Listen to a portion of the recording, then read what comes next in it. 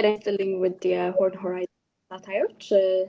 በዛሬው የውይይት ክፍላችን በፍቃዱ ኃይሉ ለያስሜድ ከሳምንታት በፊት ለጻፈው ጽሁፍ ገባር መልስ ይሆን ዘንድ ጥያቄው ምንድን ነው በሚል ርዕስ የጻፈው ጽሁፍ ላይ ክፍል 2 ለመወያየት እዚህ ተገኝተናል።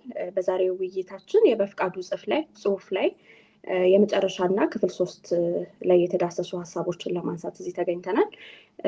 በፍቃዱ በጽሁፉ በክፍል 3 ላይ የችግሮች ሁሉ የበላይ ችግር ምንድን ነው የሚል ጥያቄ አንስቶ በመፍትሄነት ልንጠቀማቸው እንችላለን የሚሉትን ጉዳዮች በተወሰነ መልኩ አስቀምጧል።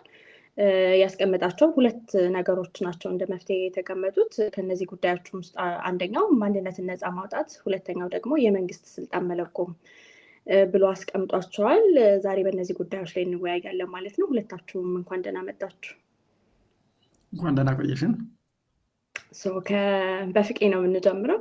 በፍቄ ማንነትን ነፃ ማውጣት ስትል ምን ማለትህ ነው? እንዴትስ ነው የሚሆነው? እንዴት ሊሳካ ይችላል ብለህ ታስባለህ? ከማን ነው ነፃ? እንግዲህ ርዕሱ ትንሽ እንትን ላይል ይችላል፣ ግልጽ ላይሆን ይችላል። ግን የኢትዮጵያ ፌዴራላዊ መዋቅር ጋር የተያያዙ ስርዓታዊ ችግሮችን ለመተቸት የተጠቀምኩበት ቃል ነው። ግን ከዛ በፊት መጀመሪያ በዚህ ሴክሽን ላይ ዲስከስ የምናደርጋቸው 2 ነገሮች፣ አንደኛው ማንነትን ነፃ ማውጣትና ሁለተኛው ደግሞ የመንግስትን ስልጣን ወይም በተለይ የስራ አስፈጻሚ ስልጣን መለጎም ወይም መገደብ ላይ የሚያተኩሩ ናቸው። ስለዚህ ወደ 2ቱ ከመንደርደሬ በፊት በመንግስትና በህዝብ መካከል ያለውን ልዩነት ወይም ግንኙነት በጠቅላላ እንዴት እንደምመለከተው ባጭሩ በገልጽ ጠቃሚ ይመስለኛል ማለት ነው። እኔ መንግስትን ጄኔራል የማየው እንደ ፕሪዴተር ነው ወይም እንደ አዳኝ ነገር ነው። የመንግስት ፕሪንሲፕል ራሱ የተቋቋመበት ምናምን እያስፔድም የቀዳሚ ጽሁፉ ላይ እየጠቀሰው ነበረ፣ ቶማስ ሆብስን እየጠቀሰ ነበርና ሌቪያታን ሮል ነው ያለው ማለት ነው። ስለዚህ ታክሳችንን ምርታችንን ይቆርጣል፣ መብታችንን ይቆርጣል። ከዛ በምትኩ ሰም ሶርት ኦፍ ኦርደር ሊሰጠን ቃል ይገባል።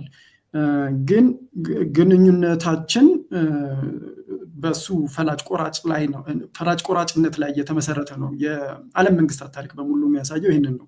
እነሱ ፈላጭ ቆራጭ ናቸው። ከዛ በኋላ ህዝቦች በትግል መብቶቻቸውን እያሰፉ ከመብታቸውና ከምርታቸው ላይ የሚቆረጠውን ነገር እያሰፉ እየጨማመሩ ነው የመጡት ማለት ነው። ስለዚህ ኮንቲኒየስ የሆነ ኔጎሽዬሽን በህዝብና በመንግስት መካከል ያስፈልጋል ብዬ ነው የማስበው ማለት ነው። በቅርቡ አክቹዋሊ አምና ነው ያልኩት ጽሁፌ ላይ በስተት ነው። በ2019 የታተመ አለ አሴሞግሉ እና ሮቢንሰን አንድ ላይ የጻፉት ናሮ ኮሪደር የሚለው ማለት ነው። ያችን ጠባብ ኮሪደር ለማግኘት ወይም ለማስፋት ጭምር ሻክል ማድረግ አለብን ማለት ነው። ይህንን አዳኝ አውሬ የሆነ መንግስት እግሩን እና እጁን አስረን ነው እና መንግስትን ማመን አስሮ ነው ከሚል መነሻ ነው። ይህንን ኔጎሽዬሽን ነው ወደዚህ ለማምጣት የምፈልገው ማንነትን ነፃ ማውጣት የሚለው ማለት ነው። የአሁኑ ህገ መንግስታዊ መዋቅራችን የብዙ ነገሮች ውጤት ነው። በኢትዮጵያ ውስጥ ያሉ የፖለቲካዊ የብሔረሰቦች እርስ በርስ ግንኙነት፣ የመደብ ግንኙነት ወዘተርፈ የፈጠሯቸው ጥያቄዎች ነበሩ እና ሁሉም በየዘመናቸው የተለያየ መልስ ለመስጠት ሞክረዋል። ለምሳሌ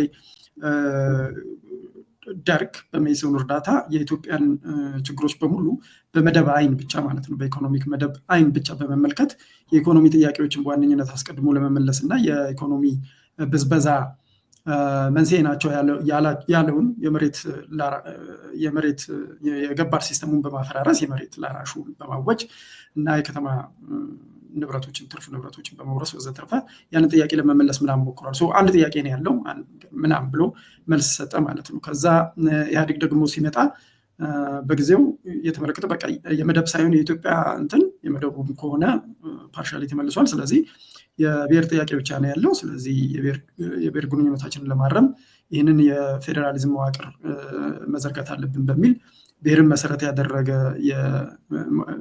የፌዴራላዊ መዋቅር ዘርግቷል ማለት ነው። ሁሉም መልሶች የተወሰነ ጥያቄ የሚመልሱት አለ። ግን አንዳንድ ጊዜ በሽታው ይልቅ ሲምፕተሙን ምልክቱን ብቻ ነው እያከምን ያለ ነው የሚል ስሜት እንዲሰማኝ ያደርጋል የዚህ የፌዴራሊዝም መዋቅሩንም ስመለከተው ማለት ነው። ምክንያቱም ፌዴራሊዝሙ እንደተዋወቀ በርካታ የመለሳቸው ጥያቄዎች አሉ። በተለይ ደግሞ እንዋጣለን የሚል ስጋት ያለባቸው ትልልቅ ማህበረሰብ ወይም የፖለቲካ ማይኖሪቲ የሆኑ ትልልቅ ብሔረሰቦችን ስጋት በተወሰነ መልኩ ቀርፏል። በቋንቋ መማር፣ በቋንቋ መስራት፣ በቋንቋ መዳኘት የመሳሰሉ ነገሮችን ፈጥሯል። ከዛ ደግሞ የተለያዩ የህብረተሰብ ክፍሎች በማንነታቸው እንዲኮሩ በብሔር ማንነታቸው ስፔሲፊካሊ እንዲኮሩ ምናምን ያደርጋል ማለት ነው። ግን በተቃራኒው ደግሞ የብሔር ውጥረቶችን አምጥቷል። አገራዊ አንድነትና የጋራ የፖለቲካ ማንነት መመስረት የሚባሉ ራዕዮችን ወደኋላ መልሷቸዋል ማለት ይቻላል። ግጭቶችን ብዙ ጊዜ የፌዴራሊዝም ስርዓቶች ግጭቶችን ሎካላይዝ በማድረግ ያው ዲፊዝ ያደርጋሉ ተብሎ ይታመናል ማለት ነው። ግን በኢትዮጵያ ፌዴራሊዝም ደግሞ የታየው ምንድነው? ጭራሽ ሪጂናላይዝ አድርገውታል። ሪጂናላይዝ ምን ማለት ነው? ለምሳሌ በትንንሽ ጎሳ በሁለት ጎሳዎች መካከል በግጦሽ መሬት ወይም በእርሻ መሬት የነበሩ ግጭቶች አሁን ያ ጎሳ አንድ ትልቅ ብሔረሰብ ውስጥ ቢሎንግ ስለሚያደርግ ብሔረሰቡ በሙሉ ነው እንትን የሚልለት። ብሔረሰቡ ደግሞ ክልል አለው፣ የፖሊስ መዋቅር አለው ወዘተርፈ። አሁን ቦረናና ገሬ ግጭቶች መካከል የኦሮሚያና ሶማሌ ክልል የተሳተፉበት ሁኔታ፣ አሁንም ደግሞ አፋርና ሶማሌ ክልል ዳርቻ ላይ ድሮም የነበሩ ግጭቶች በኋላ ላይ ምን አይነት ገጽታ እንደተላበሱ ወይ ክልላዊ ገጽታ እንደተላበሱ የምናየው ነው የሚሆነው። የወልቃይትንም ስንመለስ አሁን የትግራይና የአማራ ክልል ጉዳይ ሆኖ ነው የሚቀርበው። ግን እዛ አካባቢ ሎካል ሊሆን የሚገባው ውጥረት ወይም ግጭት ነበረ። ሎካል የነበሩትን ግጭቶች ሪጂናላይዝ የማድረግ እንትን አለ እና እነዚህ የመጨመራቸውን ትሬንዶች የሚያሳዩ የተለያዩ እንትኖችም አሉ። ለእነዚህ የዳረገው ምንድን ነው ብለን ስናስብ የመጀመሪያው ኩነኔ ብለው እንደውም አንዳንድ ሪሰርቸሮች ማለት ነው ቀዳማዊ ኩነኔ ብለው ኦሪጂናል ሲን ነው ብለው የሚጠቅሱት ማንነትን እየበየነበት መንገድ ነው። ምክንያቱም ከብሔር ብቻ እንደሚመነጭ የአንድ ሰው ማንነት ከብሔር ብቻ እንደሚመነጭ ነው። ስለዚህ ማህበራዊ ውላችን ማለት ያው ህገ መንግስታችን ማለት ነው። ህገ መንግስቱ ፕሪያምብሉ ላይ ገና ሲበይነን እኛ የኢትዮጵያ ብሔር ብሔረሰቦች እና ህዝቦች ወዘተርፈ ብሎ ነው የሚበይነው ማለት ነው። ስለዚህ የኢትዮጵያ ዜግነት የሚገኘው በብሔር ማንነት ብቻ ይሆናል ማለት ነው እንጂ በሌላ ለምሳሌ እኔ እንደ ኢንዲቪጁዋል ወይም እንደ ወንድ ወይም ደግሞ እንደ ድሃ ልጅ በመደቤ ምናምን ጆይን ማድረግም አልችልም። ግን እንደ ግለሰብ ሞስት ኢምፖርታንትሊ እንደ ዜጋ ጆይን ላደርግ አልችልም ማለት ነው። ስለዚህ የህገ መንግስቱ እንትን በር የሚከፈትልኝ ወይም የዜግነት በር የሚከፈትልኝ በአንድ ብሔረሰብ ማዕቀፍ ውስጥ ነው። ያ ኤትኒሳይዝ ያደርገዋል ፖለቲካውን ኤቭሪቲንግ ማለት ነው። እና እሱ በጣም ከፍተኛ የጋራ የፖለቲካ ማህበረሰብ መገንባትም ይሁን የሰላምና መረጋጋትን በማምጣት ረገድ ከፍተኛ ፈተና እየሆነ ነው። ያስፔድ የጠቀሰው የተገዳዳሪ ብሔርተኝነትም ላይ የራሱ የሆነ አስተዋጽኦ አለው ማለት ነው፣ ያንን የሚገፋፋበትና ወዘተርፈ ማለት ነው። ሌላኛው የቋንቋ ፖሊሲያችን ጋር የተያያዘ ነገር ነው ያነሳሁት። የቋንቋ ፖሊሲያችንንም እንግዲህ ልትረብሽን ትችላለሽ በጣም እያራዘምኩ ከሆነ ዝም ብዬ እንትን ስል የቋንቋ ፖሊሲያችንም ከዛ ጋር የሚገናኝ ነው። አሁን አይ ቲንክ የብልጽግና መንግስት 5 ቋንቋዎችን በፌዴራል ደረጃ የስራ ቋንቋ ለማድረግ ኢንፎርማሊ ነገር እየሰራ ነው መሰለኝ። በፌዴሬሽን ምክር ቤትም የተሄደበት ነገር እንዳለ ይሄ በእንትና ኢንስፓየርድ የሆነ ነው። ጠርዝ ላይ በሚል መጽሐፍ ላይ በተጻፈ ምክረ ሀሳብ ላይ ኢንስፓየርድ የሆነ አይነት ፖሊሲ እየተከተሉ ነው። ግን በግልጽ በጣም የሚታወቅ የቋንቋ ፖሊሲ የለንም እና ኢትዮጵያ ውስጥ ያው ቋንቋና ኤትኒሲቲ በመጀመሪያ ደረጃ ተጋብተዋል በአብዛኛው ማለት ነው።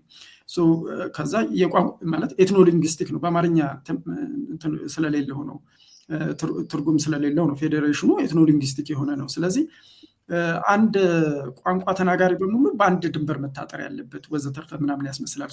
ያንን ለመሞገት ያነሳሁት በተለይ የስዊዘርላንድን ነው። ምንም እንኳን ስዊዘርላንድ ዴቨሎፕድ ኔሽን ብትሆንም እና በሳይዟም በህዝብ ብዛቷም በጣም አነስተኛ ብትሆንም ግን ዳይቨርስ ቋንቋ ያላቸውን የህብረተሰብ ክፍሎች በፌዴራላዊ ስርዓት ውስጥ አጥራ የምታኖር ሀገር ስለሆነች ትንሽ ሞዴል ትሆናለች ብዬ አስባለሁኝ። እና 26 ካንቶኖች አሏት ስዊዘርላንድ። ግን አንድ ካንቶን ማለት 2 3 4 ካንቶኖች ተመሳሳይ ቋንቋ ሊናገሩ ይችላሉ ማለት ነው። አንድ ቋንቋ ተናጋሪ መሆን ብቻውን በአንድ ካንቶን ለመታጠር ወይም በአንድ ክልል ለመታጠር ግዴታ አያደርገውም ማለት ነው። ስለዚህ የቋንቋ መጨፍለቅ ስሜት ወይም ስጋት የሚቀረፈው በቋንቋን መሰረት ባደረገ የፌዴራል ዲማርኬሽን ብቻ አይደለም ወዘተ የሚለውን አርጊመንት ለማምጣት ነው ያን እንትን ያልኩበት። የራስ ገዝነት ደረጃዎችንም እንደየሁኔታው ሌቭል መስጠት አስፈላጊ ሊሆን ይችላል የሚል ሀሳብ አለኝ። ይሄ ኦቶኖሚ ደረጃው ማለት ነው። እና ኢትዮጵያ ውስጥ 80 ብሔረሰቦች ይባላል እንጂ 3-4ቱ ናቸው ግዙፎቹ እና ከፍተኛ የሆነ ሞቢላይዜሽን እያደረጉ የፖለቲካ እንትኑንም የሚበይኑት ማለት ነው። አሲሜትሪ ነገር ፈጥሯል። ያንን የምንቀርፍበት የሆነ ስትራቴጂ ያስፈልገናል። የተለያዩ ሀገሮች እንደ ሁኔታው እንደ ጥያቄው እንደ ፖለቲካው ጥያቄ አንገብጋቢነት የተለያዩ አይነት ኦቶኖሚ ደረጃዎችን በተለይ አሁን ለምሳሌ ካናዳ ስንሄድ ኪውቤክ የተለየ አይነት ኦቶኖሚ ያላት እዛ የካናዳ ፌዴሬሽን ውስጥ ወዘተርፈ ቢኮዝ ኦፍ ሲንከባለል በመጣውና ባላቸውም የፖለቲካ የሂስትሪ ልዩነት እንትን ማለት ነው። ሁሉንም ችግሮቻችንን ከግንዛቤ ያስገባል። ሁሉም ዝም ብሎ ክልል እየሰጡ የማይሰራ ወይም ፓራላይዚንግ የሆነ መዋቅር ለመፍጠር ልንዳረግ እንችላለን የሚል ነው። ሌላ የቋንቋ አጠቃቀም ዩዝ ኦፍ ላንጉጅ ወይም ወርዶቻችን እንዴት ነው የምንመርጠው የሚለው ነው። አንዱ የሚያከርረው ይሄ ስለሆነ ነው። ለምሳሌ በኢትዮጵያ ውስጥ ክልሎች ተብለው ክልል የሚለው ቃሉ ራሱ ያለው ትርጉም የምንረዳው ነው። ለሆነ ነገር የተተወ ወይም ሪዘርቭ የተደረገ የሚል አይነት ትርጉም ይሰጣል። ስለዚህ የተወሰኑ ክልሎች ለምሳሌ አማራ ክልል ልንል እንችላለን፣ ሶማሌ ክልል ልንል እንችላለን። እነዚህ ምን አይነት ትርጉም ይሰጣሉ? አማራ እዚህ ውስጥ ነው ክልሉ፣ ከዛ ሶማሌ እዚህ ውስጥ ነው ክልሉ ይመስላል። ስለዚህ ከዛ ክልል ውጭ የሚኖሩ የአማራ ተወላጆች ወይም የሶማሌ ተወላጆች የዜግነት ክብር የሌላቸው ሆነው እንዲታሰቡ ያደርጋል። ቋንቋው ራሱ ዲክቴት ያደርጋል አስተሳሰቡን እና ከዛ በኋላ ተግባሩንም። እነዚህ ነገሮች ላይ በጣም ኮሸስ መሆን አለብን። እና አሁንም ደግሜ የስዊዘርላንድን ትስል ካንቶን የሚለው ትርጉሙን ስፈልግ ሰብ ዲቪዥን ወይም ሰብ ካንትሪ እንደማለት ነገር ነው። ስለዚህ ክፍለ ሀገር የሚል ቃል ባነሳ በጣም አወዛጋቢ ነው የሚሆነው የድሮ ስርዓት ወዘተርፈ ምናምን ስለሚመስል ማለት ነው። ግን ዞሮ ዞሮ የሆነ አስማሚ የሆነ ጥሩ ቃል ፈልጎ እነዛን ነገሮች ማስተካከል ያስፈልጋል። እና በዚህ መልኩ ዲኤትኒሳይዝ ማድረግ እንችላለን ወይም ቋንቋን ከኤትኒክ ማፋታት እንችላለን። ክልሎችንም ከኤትኒክ ማፋታት አሁን ያሉን ምንድነው ኤትኒክ ስቴትስ ናቸው ክልሎቹ። ኤትኒክ ስቴትስ መሆን የለባቸውም ነው የኔ እንትን። ምክንያቱም ፖለቲካችን እንደዚህ የኤትኒክ ውጥረቶች እና ተገዳዳሪ ብሔርተኝነቶች በጣም ፓራላይዝ በሚያደርግ መልኩ ልማትን ማድረግ አይቻልም፣ የጋራ ማንነት መገንባት አይቻልም፣ ሰላም ማግኘት አይቻልም የሚሆንበት ሁኔታ የሚፈጥሩት ቢኮዝ በጣም ቱ ማች ኤትኒሳይዜሽን። ሀብትም ይሁን ስልጣን ማግኘት የሚቻለው የዜግነት ስምምነቱ ገና ውል የገባ ነው። ህገ መንግስቱ ላይ ውል ስንገባ በብሔረሰብ ማንነት ከመንግስት ጋር ነው ውሉን የገባ ነው ማለት ነው። ስለዚህ በዛ ምክንያት የሀብትም የእንትንም ምንጩ ወይም መንገዱ ኤትኒሲቲ ሆኗል ማለት ነው። ከቫይለንስ በመቀጠል በባለፈው ውይይታችን ላይ ነውጥ ነው ስልጣን መውጫና መሰንበቻ እያልኩ አሁን ደግሞ ብሔረሰባዊነት ነው ስልጣን ላይ መውጫና መሰንበቻ ስል ሁለቱም አት ሴም ታይም ትሩ ይሆናሉ ማለት ነው። ያንን ለመከለስ እነዚህን አይነት ሜዥሮች መውሰድ ያለብን ይመስለኛል። ለምሳሌ ቋንቋን ከብሔረሰብ ከለጠል ነው ኤትኒሳይዝ ካደረግ ነው እና በቋንቋ ሰዎች መማር ያለባቸው በዛ ተወላጅ ምናምን ስለሆኑ ወይም የሆነ ክልል ውስጥ ስለታጠሩ ብቻ ሳይሆን የትኛውም ይሁኑ በዛ ያ ከሆነ ማህበረሰባቸው የሚናገረው በዛ ቋንቋ ቢማሩ የራሱ አድቫንቴጅ አለው፣ በዛ ቋንቋ ቢሰሩ የራሱ አድቫንቴጅ አለው። ፎር ዛት ሚር ፐርፐዝ ነው መሆን ያለበት። ኦልሶ ለግለሰቦቹ ለዜጎቹ ከመንግስት ጋር የሚኖራቸው ግንኙነት ባላቸው ብሔረሰብነት እና በተወላጅነታቸው ብቻ መሆን የለበትም። ሌጋል ነው ግንኙነታችን መሆን ያለበት። ሲቪክ የሆነ አይደንቲቲ እንትን ማለት አለብን። ሌሎች አይደንቲቲዎቻችንንም ከብሔረሰብ ውጭ ያሉ ጾታችንን፣ መደባችንን፣ የትውልድ ስፍራችንን፣ የከተሜ ገጠሬነታችንን፣ ሙያችንን መሰረት ያደረገ የተለያዩ ማንነቶች አሉን። እኛ በፈለግነው ጊዜ ልናስቀድም እንችላለን። ተለዋዋጭ ነው ማንነትና ዛሬ ለምሳሌ ብሔረሰብ የተበደለ ከመስለኝ ወይም ደግሞ ሁለት ብሔረሰብ ካላቸው ሰዎች እንኳን የተወለድኩ ቢሆን ከሁለቱ አንዱ የተጨቆነ ከመሰለኝ ለሱ ልቆም እችላለሁ፣ ነገ ደግሞ ለሌላኛው ልቆም እችላለሁ፣ ነገ ደግሞ ለጾታዬ ወይም ደግሞ ለኢኮኖሚ መደቤ ወዘተርፈ ልቆም እችላለሁ። ያንን ሁሉ ነፃነት የሚሰጥ ፍሌክሲብል የሆነ ስርዓተ መዋቅር ሊኖረን ይገባል። ማህበራዊ ግንኙነታችንም ያንን መሰረት ያደረገ ሊሆን ይገባል የሚል ነው የመጀመሪያ ነጥቤ። ከዛ በኋላ ወደ ሁለተኛው በኋላ አሸጋገራለሁ። በዚህ ላይ ሪፍሌክት እያደረግንበትን ቆይና ምናልባት እዚህ ላይ እኔ ሳነብ ጥያቄ የፈጠረብኝን ነገር ላንሳና አይ ቲንክ ወደ ያስፔድ አስተያየት እንሄዳለን። ምንም ጥያቄ የለውም ኢትዮጵያ ውስጥ የብሔር ማንነት ጉዳይ ያለውን የብሔር ያለንበትን የፖለቲካ ስርዓት በአንድ መስመር ብቻ እየተቃኘ እንዲሆን አድርጎታል። እኔም በቅርቡ ፊገር አውት አድርጌ ዲስአፖይንት ያደረገኝ ነገር ነው እና በአንድ መስመር ብቻ የተቃኘ ፖለቲካ ነው ያለን። ይሄ ግን የሆነ ኢንተርሴክሽናሊቲ ላይ ቆንጆ መጽሐፍ የጻፉ ፓትሪሺያ እና ሲርማ የሚባሉ ሰዎች አሉ ኮአውተር ያደረጉ። ኢት ኢዝ ኢምፖሲብል የአንድን ሰው አይደንቲቲ የአንድን ሰው ሼፕ የምታደርግበት ፋክተር አንድ ብቻ ሊሆን የሚችልበት ፖሲቢሊቲ በጣም ትንሽ ነው። በጣም ከብዙ አይነት ማንነቶች ነው የምንቀዳው ሁላችንም። ይህንን አክኖሌጅ አደርጋለሁ። ፕላስ ደግሞ ይሄ በ1960ዎቹ እና 70ዎቹ ለምሳሌ አፍሪካን አሜሪካን ወመን ስትራግል የሚያደርጉት ነገር ነበር አይደለ? ሁሉንም ነገር የቃኘ ጥያቄያቸውን የሚያነሳላቸው አይነት መዋቅር ፍለጋ ሲሄዱ በአንድ በኩል ሲቪል ራይትስ ሙቭመንት ሬስ ላይ ብቻ ያተኩራል። ፌሚኒስት ሙቭመንት ደግሞ ጀንደር ላይ ብቻ ያተኩራል። ዩኒየኖቹ ደግሞ ክላስ ላይ ብቻ ያተኩራሉ።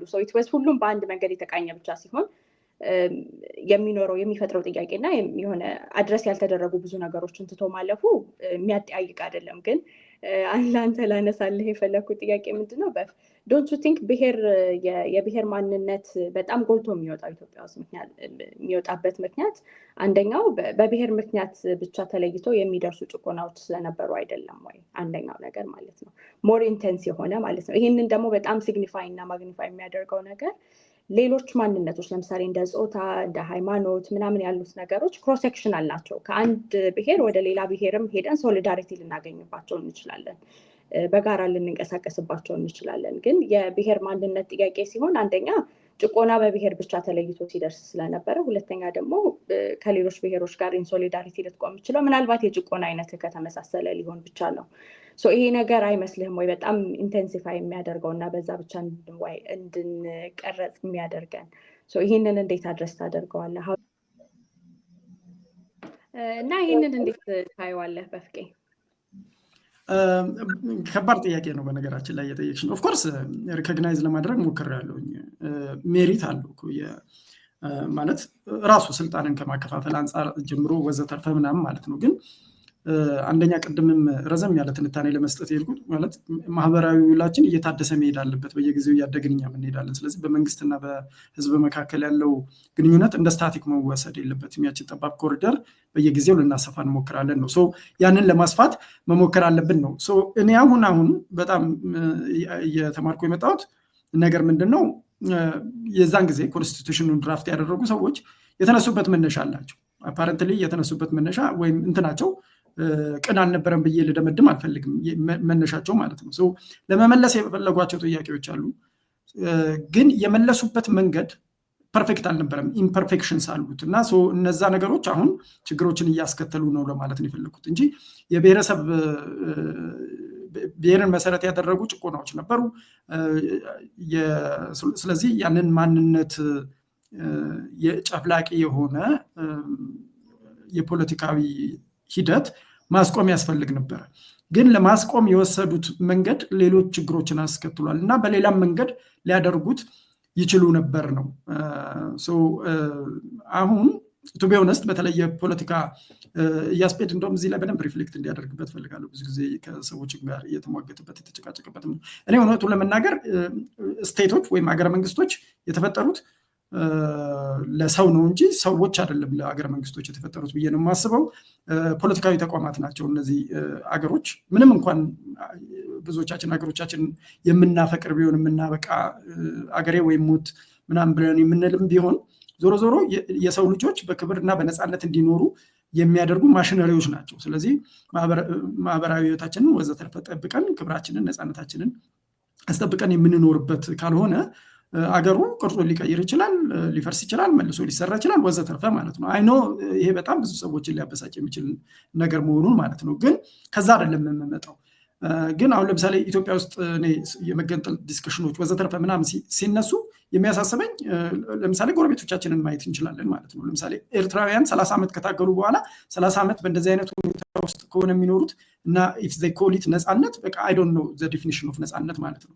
ልክ እንደዛ ነው። አሁን ደቡብ ሱዳን ምናምን ያሉበትን ስቃይ ወዘተርፈ ምናምን ስንመለከት እንደዛ ያስብላል። ስለዚህ እኛም ለምሳሌ ብንበታተን እንደ አገር ሊገጥመን የሚችለው ፈተና እንደዛ አይነት ነው ብዬ ነው የማስበው ማለት ነው። አንዳችንም በሰላምና በተረጋጋ ሁኔታ መኖር አንችልም። የተበታተኑት ሀገሮች ውስጥ የምንኖር የአዳዲሶቹ ሀገሮች ዜጎች ብዬ ነው የማስበው። እርስ በርስም ይሁን ከእንደገና ደግሞ በውስጣዊ በአዳዲሶቹ ሀገሮች ውስጥም እንደዛ አይነት ፈተና ይፈጠራል ብዬ ነው የማስበው። ስለዚህ ይህንኛው ግን ፌዴሬሽን አንድ የፈጠረው ነገር ምንድን ነው? ግራጁዋል ዲስኢንቴግሬሽንን እያመቻቸ ነገር ነው።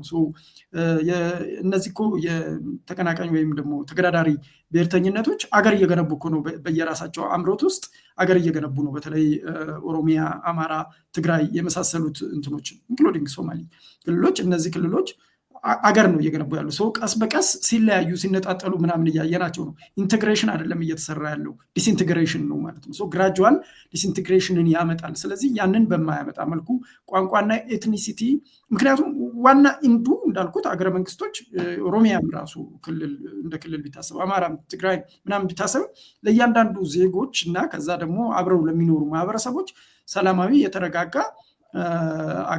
አገረ መንግስት ወይም ሁኔታ መፍጠር እና ከዛ በኋላ ዜጎች በተድላና በደስታ የሚኖሩበት ሁኔታ መፍጠር ነው ብዬ ነው የማስበው። ሰው ነው ኢንዱ።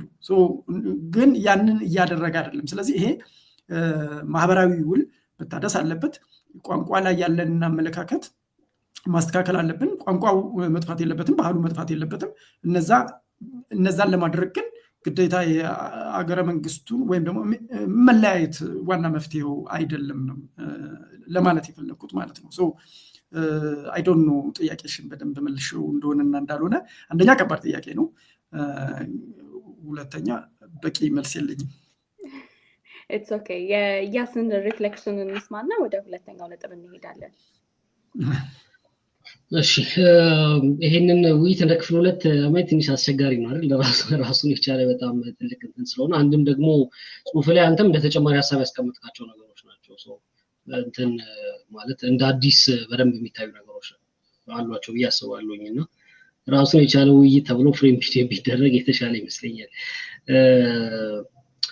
አገረ መንግስትን እና ማንነትን መነጠል የሚለው ነገር ወይም አይደንቲቲ የሚባለውን ነገር ኤትኒክም ሆነ የትኛውም አይነት ማንነት ከንዑስ ሀገረ መንግስታት ከሪጂናል ስቴትስም ሆነ ከአጠቃላይ ናሽናል ሆነ ወይም አጠቃላይ በሰፊው ማዕቀፍ ካለው ሀገረ መንግስት መለየት በጣም አስፈላጊ ነው ብዬ አስባለሁኝ፣ አምናለሁ። ጽሁፍ ላይ ትንሽ ለማካተት ሞክሬያለሁ፣ ግን ብዙ አልሄድኩበትም። ትራንስ ስቴት ሲቲዝንሺፕ ወይ ሀገረ መንግስት ዘለል ዜግነት ያልኩት ነገር እሱን ለማምጣት ይጠቅማል ብዬ ስላሰብኩ ነው እና ጽሁፍ ላይ ግን ብዙ አልሄድኩበትም። ኤኒዌይስ ይሄንን ወደ በኋላ በደንብ ላብራራው፣ ምክንያቱም መስማማበት ስለሆነ ማለት ነው። ግን ወደዛ ከመሄዳችን በፊት እንዴት ነው አንተም ይሄንን ተጨማሪ ሀሳብ ብለህ ስታመጣ ጥያቄው ምንድን ነው ብለን የጀመርከው ነው። ሲምፕተም ትሪት ማድረግ የበሽታ ምልክቶችን ትሪት ማድረግ ሳይሆን እንደው መሰረታዊው ነገር ምንድን ነው የሚለውን ነገር ራሱ ፈልገን ማግኘት አለብን የሚል እንትን ነው ወደዚህ የመራ። ሰዎች የተለያየ ማንነት አላቸው። ሴት ጾታ ማንነት ሊሆን ይችላል፣ ወንድ ጾታ ማንነት ሊሆን ይችላል፣ ሃይማኖት ማንነት ሊሆን ይችላል፣ ብዙ ነገር ማንነት አለ ብሔርን ጨምሮ እና ይሄኛው ብቻ ላይ ነው እንትን ያደረግነው። እንዴት ነው ዴፊኒሳይዝ ማድረግ የምንችለው ወይም አይደንቲቲውና ስቴቱን ዲካፕል ማድረግ የምንችለው መነጣጠል የምንችለው እንዴት ነው የሚለው ነገር ስለሆነ እንትን ያለ ማለት ነው። ኤማ ሃንተር የምትባል ጸሐፊ ያለች እና ምን ትላለች? የአፍሪካን ችግር በአንድ ሴንቴንስ ግለጪው ብባል it's a question of belonging ነው የምትለው። ማለት በፍቃዱ የዚህ ሀገረ መንግስት አባል ነው ወይ? እና ይሄን ሀገረ መንግስት እንደ ቡድን ብናየው እንደ አንድ የኳስ ቡድን ብናየው የኛ ቲም ሜምበር ነው ወይ በፍቃዱ ኃይሉ? ይሄ ቡድንስ የበፍቃዱ ኃይሉ ነው ወይ? በፍቃዱ ኃይሉ የዚህ ቡድን አባል ነው ወይስ ወይ እንደገና ይሄ ቡድን ይሄንን ቡድን በፍቃዱ የኔ ነው ይለዋል ወይ የኔ ቡድን ነው ይለዋል ወይ የሚለው ነገር ላይ ነው የአፍሪካ ሀገራት ችግር። ማን ነው? የትኛው ህዝብ ነው? የትኛው ጎሳ ነው? የትኛው ብሔር ነው? የትኛው ሃይማኖት ነው የዚህ ሀገረ መንግስት አባል የሆነው? ወይም ደግሞ ይሄ ሀገረ መንግስት የየትኛው ብሔር፣ የየትኛው ሃይማኖት፣ የየትኛው ማንነት ነው የሚለው በባለቤትነት የሚይዘው ሀገረ መንግስቱን ማን ነው? ሀገረ መንግስት ውስጥ ሜምበር የሚሆነው ማን ነው የሚለው ጥያቄ ላይ ነው የሚሽከረከረው ነው አርጊውመንቱ። የዜግነት ጉዳይ ላይ ብዙ ብዙ ጊዜ የሚታየው መደበላለቅ ምንድነው? ዜግነት ሲቲዝንሺፕ የምንለውን እና ናሽናሊቲ የምንለው ነው ናሽናል አይደንቲቲ የምንላቸው ነገሮች ኮንፍሌክት አድርገዋል፣ ተቀላቅለዋል በጣም። አንድ ሰው ዜጋ ነው ስንልና አንድ ሰው የብሔራዊ ማንነቱ ይሄ ነው እንትናዊ ነው ስንል ሁለቱ ተቀላቅለዋል።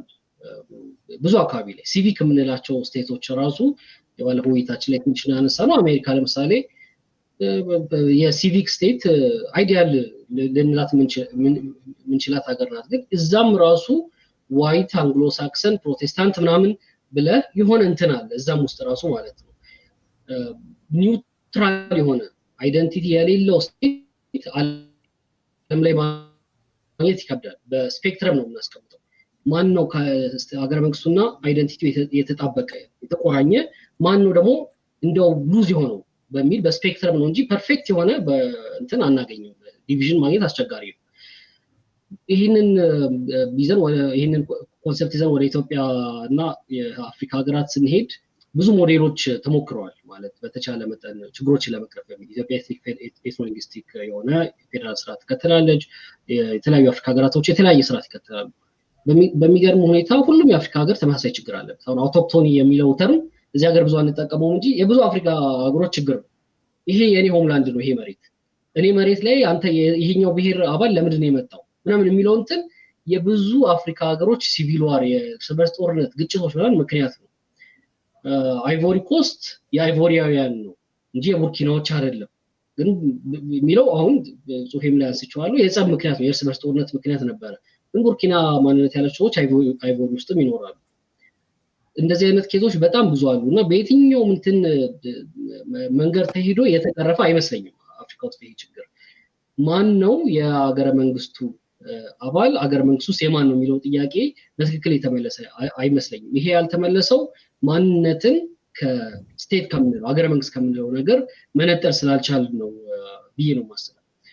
ወደ ኢትዮጵያ ስፔሲፊክ ኮንቴክስት ስንመጣ ሀገረ መንግስትና ማንነት ከተቀላቀሉ በጣም ቆይተዋል፣ በርካታ ዓመታት ሆኗል። ለምሳሌ የመጀመሪያውን የኢትዮጵያ የዜግነት አዋጅ አይደለም ባይዘው የሚለው ራሱ የናሽናሊቲ ፕሮክላሜሽን ነው የሚል ተርም ነው የሚጠቀመው አዋጁ። ማን ነው የሚለውን ለመወሰን የመጀመሪያው በኃይለ ሥላሴ ጊዜ ወጣው እንደዚህ ከኢትዮጵያ እናትና አባት የተወለደ እንደዚህ ሆነ ምናምን ይልና ለምሳሌ የቋንቋ መስፈርት ሲያስቀምጥ አማርኛ ቋንቋ መናገር የሚችል ይላል። ይሄ ማለት ኢትዮጵያዊ ለመሆን የሆነ ሰርቴን ኦፍ ቋንቋ መናገር አለብህ ማለት ነው። የኢትዮጵያ የምትባለው ሀገረ መንግስት ሜምበር ለመሆን የሆነ ሰርቴን ቋንቋ መናገር መቻል አለብህ። ያንን ቋንቋ ማትናገር ከሆንክ የዛ ማህበር አባል አይደለህም ማለት ነው። አሁን ይሄ ሌጋል ሪስትሪክሽን ነው። አሁን ያለው የናሽናሊቲ ሎ ይሄን ትቶት ምንድነው ያለው? ከብሔር ብሔረሰቦች ቋንቋ ውስጥ አንዱን መናገር አለብህ ይላል ማለት ነው። ምንድነው የሆነው? ሪስትሪክሽኑን አሰፋው። ሪስትሪክሽን አይደለም የቀረው። በፊት አማርኛ መናገር ነበር፣ አሁን ከብሔር ብሔረሰቦች ቋንቋ አንዱን መናገር ሲል ስቲል ሪስትሪክሽኑ ምንድነው የሆነ አይደንቲቲ አለ ከቋንቋ ከምናምን ጋር የተያዘ እሱን ማሟላት ስትችል ነው የዚህ ማህበር አባል መሆን የምትችለው ነው። ኦፍ ኮርስ ሪስትሪክሽኑ ትንሽ ሉዝ ሆኗል። ግን ሁለት አይነት ነገር ያለው ዜግነትን ስናይ ሲቲዝንሺፕ ነው ዲፋይን የሚደረገው የሚለው ሰዎች በተለያየ መልኩ ዲፋይን ያደርጉታል። ግን ሁለት ነገር ነው የሁሉም ዴፊኒሽን ውስጥ የምታገኘው። ሁለት በተቃርኖ ውስጥ ያሉ ነገሮች ማን ኢንክሉድድ ነው ማን ኤክስክሉድድ ነው፣ ኦን ዋት ተርምስ ነው ኢንክሉድ የሚደረገው ኦን ዋት ተርምስ ነው ኤክስክሉድ የሚደረገው የሚለው ነገር ነው ሁሉንም የሚገልጸው ብዬ የማስበው። በኢትዮጵያ ሀገረ መንግስት ታሪክ ውስጥ ማንነትና ሀገረ መንግስቱ ተጋብተው ስለነበረ ጽሁፌ ላይ የተወሰነ ለማለት እንደሞከርኩት የኢትዮጵያ ኮር ስቴት የተነሳው ከሰሜን ስለሆነ አማርኛ መናገር፣ ክርስቲያን መሆን፣ የአበሻ መልክ መያዝ፣ ይሄን ነን ኔግሮይድ ፊቸር ምናምን የሚሉት ዶናም አይነት ነገር መያዝ ምናምን ከኢትዮጵያ ሀገረ መንግስት ጋር ተጣብቆ የመጣ ነገር ነው። ለዛ ነው አሁን ድረስ እኮ ከአንድ ጋምቤላ ወደ ጓደኛ ጋር ቡና ልጠጣ ብትሄድ የሆነ ካፌ ውስጥ አንተን በአማርኛ ምን ላቅርብልህ ብላ እሱን በእንግሊዝኛ ነው የምትጠይቀው ወይም የሚጠይቀው አስተናጋጁ ማለት ነው። ምክንያቱም የሆነ የአበሻ የምንለው መልክ አለ፣ እሱም ከኢትዮጵያዊ ከመሆንና ካለመሆን ጋር እያይዘነዋል። ኢቭን ሌጋል እንትኑ ራሱ ቢቀር ሶሻል እንትኑ ስቲል አለ። ይሄ ነገር የብሔር እንትንን ገፍቷል ብዬ አስባለሁ። ማለት ኢንፎርስ አድርጓል።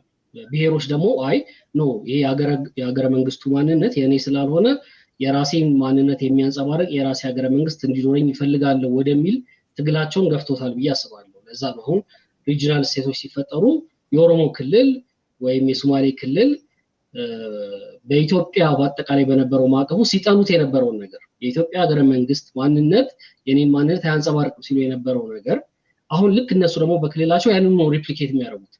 ይሄ የዚህ ክልላዊ መንግስት ማንነት በዚህ ነገር ነው የሚገለጸው which are ካልቸራል የሆኑ ነገሮች ከማንነት ጋር የተያዙ ነገሮች ማለት ነው። ስለዚህ ሲቪክ የሆነ መግቢያ ነገር የለውም። አሁን የኔ ጥያቄ የሚሆነው ኦፍ ኮርስ እስማማለሁ ማንነትን ከሀገረ መንግስት መነጠል በጣም አስፈላጊ ነው። ግን የኢትዮጵያ ሀገረ መንግስትን ከማንነት ካልተነጠለ ኖት ኦንሊ ሌጋሊ ሶሻሊ ራሱ የኢትዮጵያ ሀገረ መንግስትን ከማንነት መነጠል ካልቻል የክልል ግዛተ መንግስታት ወይም የክልል ሀገረ መንግስታትን ከማንነት መነጠል አስቸጋሪ ይሆናል። ምክንያቱም ሁለቱም ሚውቹዋሊ ሪኢንፎርሲንግ ናቸው። ያኛው እስካለ ድረስ ያኛው ስላለ እኔም የራሴን አጠናክራለሁ ይልሃል እዚህ። ይሄኛው ሲጠናከር ደግሞ ኢትዮጵያ አንድ ላይ ግዛት አይነትን ጠብቃ እንድትቀጥል የሚፈልግም ሰው የራሱን መልሶ ያጠናክራል ማለት ነው የሀገረ መንግስቱ ማንነትና ሚውቹዋሊ ሪኢንፎርሲንግ ስለሆኑ ሁለቱንም እኩል የሚያስኬድ ሁለቱንም እኩል ለመነጠል የሚሰራ ነገር ያስፈልጋል ብዬ አስባለሁ። የክልሎችም በሲቪክ እንትን ነው ሜምበርሺፕ ሊያፈሩ የሚገባው ትልቁ ሀገረ መንግስት በሲቪክ ስቴቶች ነው ሜምበርሺፕ እንትን ሊል የሚገባው ብዬ አስባለሁ። እንዴት ነው ያው እንዳልኩ ኒውትራል ሙሉ ለሙሉ ኒውትራል መሆን ይችላል ብዬ አላስብም፣ ግን ሂደት ነው። እንዴት ነው ግን ወደዛ ምን ሄደው የሚለው ነገር ስለ ቋንቋ ያስቀምጥከው ነገር አለ፣ ስለ ህገ መንግስት ያስቀምጥከው ነገር አለ። እንትን ሆነስትሊ እኔ በጣም አስቸጋሪ ይመስለኛል የቋንቋውን ነገር ካንተ ጋር ኦፍ ዘ ሪከርድ አውርተንበታል የተወሰነ። ግን እንደዚሁ እንትን ለማለት ያህል አንደኛ በጣም ኤክስፔንሲቭ ነው ያው ቋንቋዎችን አዳፕት ማድረግና የስራ ቋንቋ ማድረግ ብዙ በርካታ ቋንቋዎችን በጣም አስቸጋሪ ነገር ነው። አንድ ቋንቋ ከመረጥክ ደግሞ ይሄ ሀገረ መንግስት የኔን ማንነት የሚያንጸባርቅ ነገር የለውም ወደሚል ግጭት ትሄዳለህ። ኮናንድረም ነው። የፖለቲካ ግጭቱን ለመፍታት ስትፈልግ የሆነ የኢኮኖሚ ኪሳራ ይመጣል። የኢኮኖሚ ኪሳራውን ለመፍታት ስትሞክር ወደ ግጭት ትመለሳለህ እና በዚህ መሀል እንዴት አድርገን ነው የመሀል መስመር ልናመጣ የምንችለው የሚለው ራሱ የቻለ ጥያቄ ነው። ግን አንዱ መንገድ ብዬ የማስበው እኔ ብዙ ሌጋሲ ስላላቸው ቋንቋዎቹ ከታሪካችን ጋር ከምናምን ጋር ስለተያያዙ የሆነ በክብር ሊቀመጡበት የሚችልበት አይነት መንገድ ቢኖር ላይክ በብሔራዊ ቋንቋነት ምናምን ታውጀው የሆነ ግሎሪፋይ ተደርጎ መቀመጥ የሚችሉበት ሁኔታ ካለና ከዛ ግን ለምሳሌ እንደ ስራ ቋንቋ እንግሊዘኛን ብንጠቀም ይህንን እንትን ሞር ዴትኒሳይዝ የማድረጉን እንትን የበለጠ እንደውም የሚያፈጥረው በሀገር አቀፍም ደረጃ በክልሎችም ደረጃ አንዱ መንገድ ነው። አንዱ ዴትኒሳይዝ ወይም አይደንቲቲና ሀገረ መንግስትን ዲካፕል ማድረጊያ አንዱ መንገድ ነው ብዬ አስባለሁ። ኦፍ ኮርስ ይሄ ከፖለቲካም አንፃር ነው ከኢኮኖሚም አንፃር በጣም የሚያስኬድ ነገር ነው ብዬ ነው የማስበው። አሁን ያለው የተሻሻለው ምንድነው አዲሱ የትምህርት አዋጁ ማለት ፖሊሲው ከአንደኛ ክፍል ጀምሮ ክልሎች በእንግሊዝኛ ትምህርታቸውን በእንግሊዝኛ ማድረግ ይችላሉ ብሎ መብት ሰጥቷል። የሚገርምህ ነገር ግን የአዲስ አበባ ትምህርት ቢሮ በየትምህርት ቤቱ እየሄደ በእንግሊዝኛ አስተማራቸው ብሎ ትምህርት ቤቶችን ያሽጋል። የባለስልጣኖች ልጆች ግን ፍሊፐር ኢንተርናሽናል ወይ ምናምን የአሜሪካን ስኩል ምናምን ገብተው ነው የሚማሩት። ማለት በራሳቸው ልጆች ውስጥ የማይፈልጉትን ነገር ነው ሌላው ላይ የሚጫነው። ኢትዮጵያ የሆነ ኮምፒቲቲቭ የሆነ ወርክ ፎርስ ያስፈልጋታል። ዓለም አቀፍ ገበያ ተወዳዳሪ የሚሆን ወርክ ፎርስ ያስፈልጋታል። አሁን ኤአይ ለአፍሪካ ኤአይ ለኢትዮጵያ ምናምን ተብሎ በጣም ብዙ እንትን አለ ምናምን ግሎባል ማርኬት ጋር በጣም ኢንተግሬትድ ነው ይሄ ነገር እና ምንም የቋንቋ እንትን በጣም አስፈላጊ ነው እዚህ ላይ ከኢኮኖሚ አንፃር በጣም አስፈላጊ ነው ብዬ አስባለሁ። ግን ለእኔ ዲካፕል ለማድረግ ትልቁ ነገር ይሄ ዲኤትኒሳይዝ ለማድረግ ክልሎችን ትልቁ ነገር ብዬ የማስበው የሚገፋቸውን ነገር ማስቆም ነው ብዬ ነው የማስበው። which is የሀገረ መንግስቱን ራሱን ከማንነት መለየትና በሲቪክ ሴቶች ላይ ማቆም ነው ብዬ አስባለሁ። አንድ ነገር ብቻ ብዬ ልጨርስ አስረዝሜዋለሁ።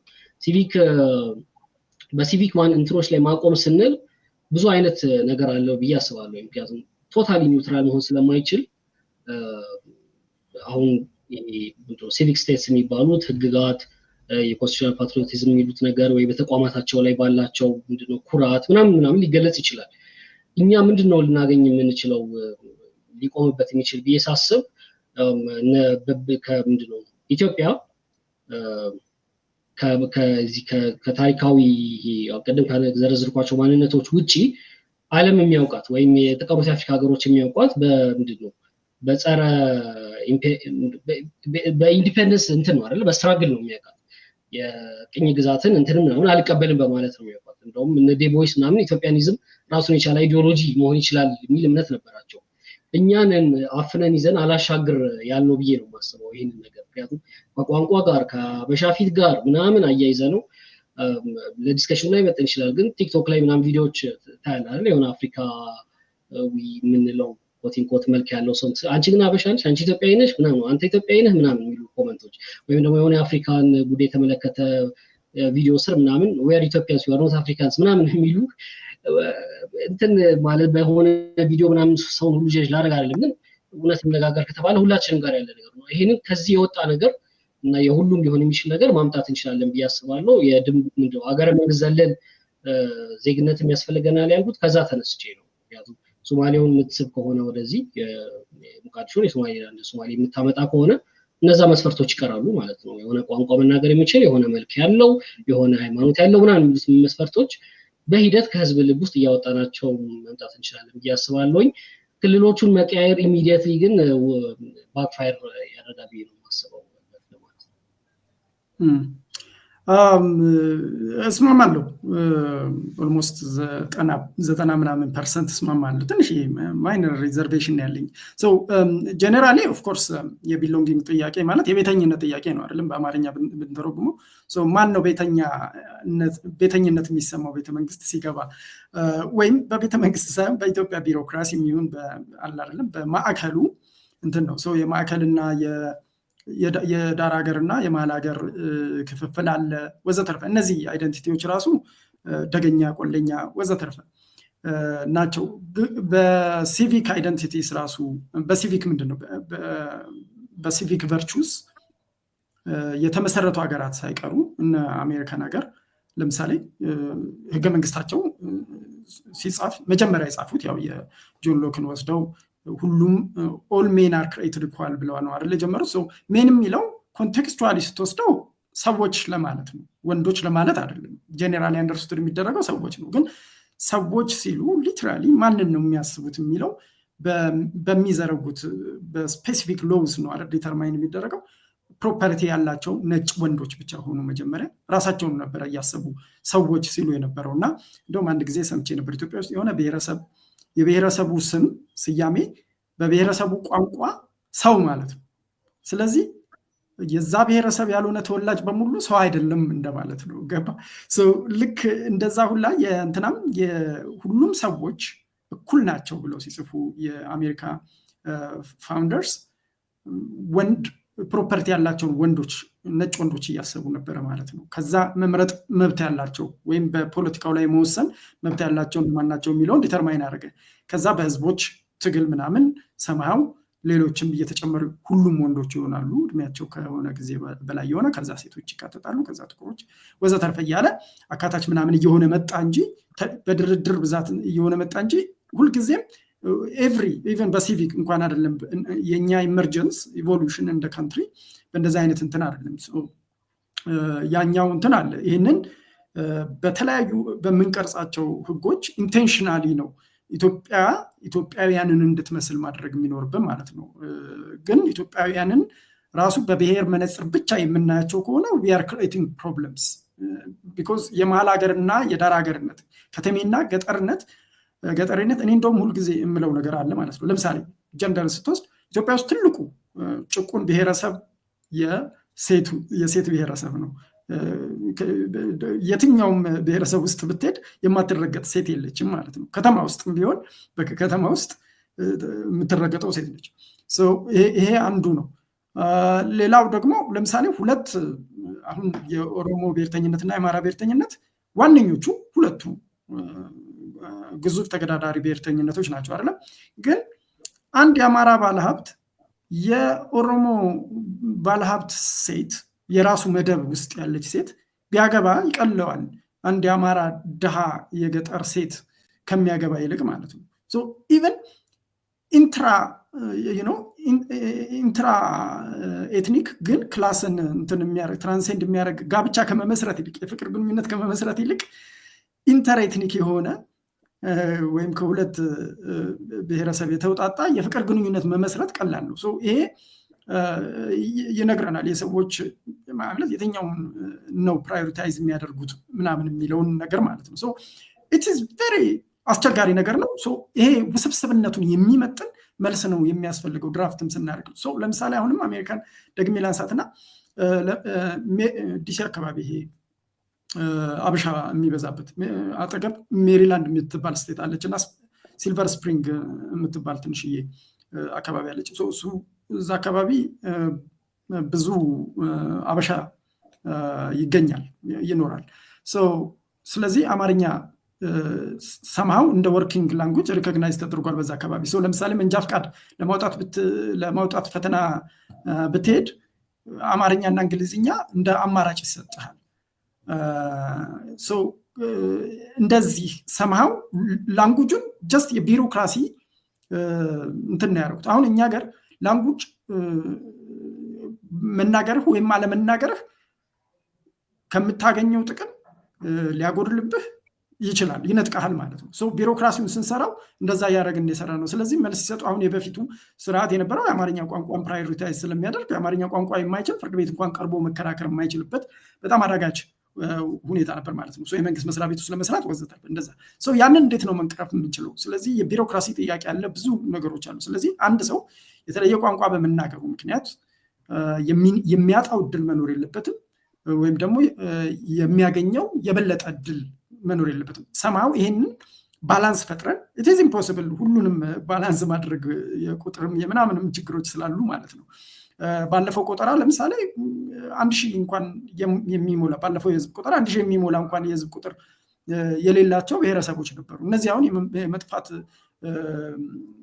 እድላቸው በጣም ከፍተኛ ነው አሁን የነሱን የፌደራል ቋንቋ ማድረግም ራሱ በጣም አስቸጋሪ ነው ግን ለእንደዚህ አይነት ብሔረሰቦች እና ቋንቋዎች ባህሎች ምንድነው የምታደርገው ፕሪዘርቬሽን ስትራቴጂ አውጥተህ በሰም ሶርት ኦፍ ፈንዲንግ ስቴቱ ኢንተርቪን አድርጎ ያንን ቋንቋውን ፕሪዘርቭ ማድረግ የሚቻልባቸው አትሊስት ዶክመንቴሽኖች ወዘተርፈ የፕሪዘርቬሽን ስራ ነው እንጂ ሊሰራ የሚችለው ለምሳሌ ባለፈው እናንተ ፕራይቬት ላይ አውርተነዋል በ1999 በተደረገ የዓለም ቋንቋዎች ቆጠራ ላይ 7000 ቋንቋዎች ነበሩና ሳይንቲስቶቹ ኢስቲሜት ያደረጉት ነገር ምንድነው በ100 ዓመት ውስጥ ወይም በ2100 ከነዚህ ቋንቋዎች ውስጥ የሚቀሩት መቶዎች ብቻ ናቸው ስለዚህ አብዛኛው ቋንቋ ለመጥፋት ፌቱ በቃ ዲተርሚንድ ነው ማለት ነው somehow ጥቂቶቹን ፕሪዘርቭ እናደርጋለን ሌሎቹን ግን ዶክመንት ነው የምናደርጋቸው እንደ ግዕዝ ወዘተርፈ ማለት እንደ ላቲን ቋንቋ እንደዛ አይነት ነው ቢተር ቢሆንም እኔ የምናገረው ቋንቋ ከ100 ዓመት በኋላ አይኖርም ብዬ ማሰብ በጣም ትንሽ because አሁን ለምሳሌ መጽሐፍት ማሳተም ምናምን ፈልጋለሁ እና ማሳተማቸው መጽሐፎች ከ100 ዓመት በኋላ ማንም አያነባቸው ማለት ነው ቢገኙ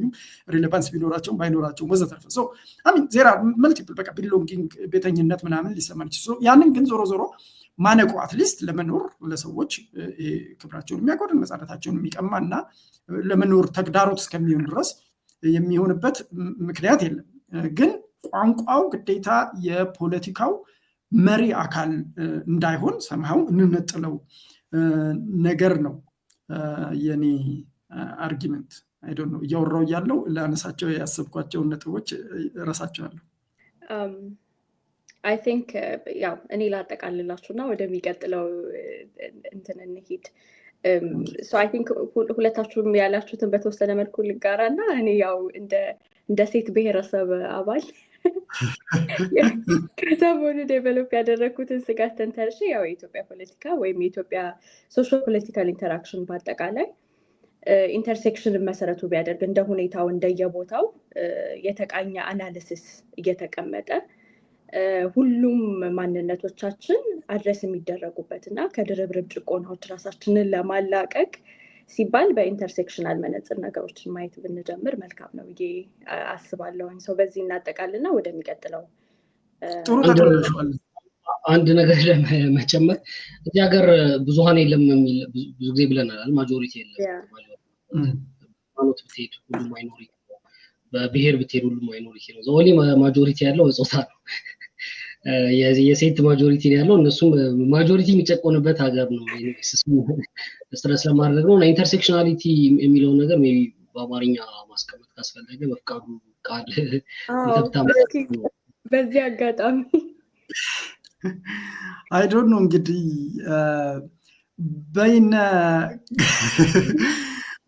በይነ ክፍላዊነት ልንለው በስንት ለማስቀመጥ ምናልባት ያው ለምሳሌ የአንድ ብሔረሰብ ተወላጅ ቢሆኑም ለምሳሌ እዛ ብሔረሰብ ውስጥ ድሃና ሀብታም አለ፣ ከተሜና ገጠር ያለ፣ አርብቶ አደርና አርሶ አደር ሊኖር ይችላል። ብቻ እነዚህ ብዙ ክፍፍሎች አሉና ሁሉንም ያገናዘበ ሁሉንም የማህበረሰብ ሴክሽኖች ያገናዘበ ነው። ሴክሽን ክፍል ካልነው ኢንተርበይነ ተብሎ ነው በብዛት እንትን። ስለዚህ በይነ ክፍላዊ ብለን ልንተረጉመው እንችል ይሆናል። በዚያው አጋጣሚ እንደውም ኢንተርሴክሽናሊቲ ላይ ለብቻ አንዴ ብናወራ ጥሩ ነው። ወደፊት በሚቀጥለው ክፍል በሚቀጥለው ስንገናኝ ብናወራ አሪፍ ነው እንበልና ይህንን በዚህ ዘግተን ወደ ሁለተኛው ነጥብ እንደተጠበቁ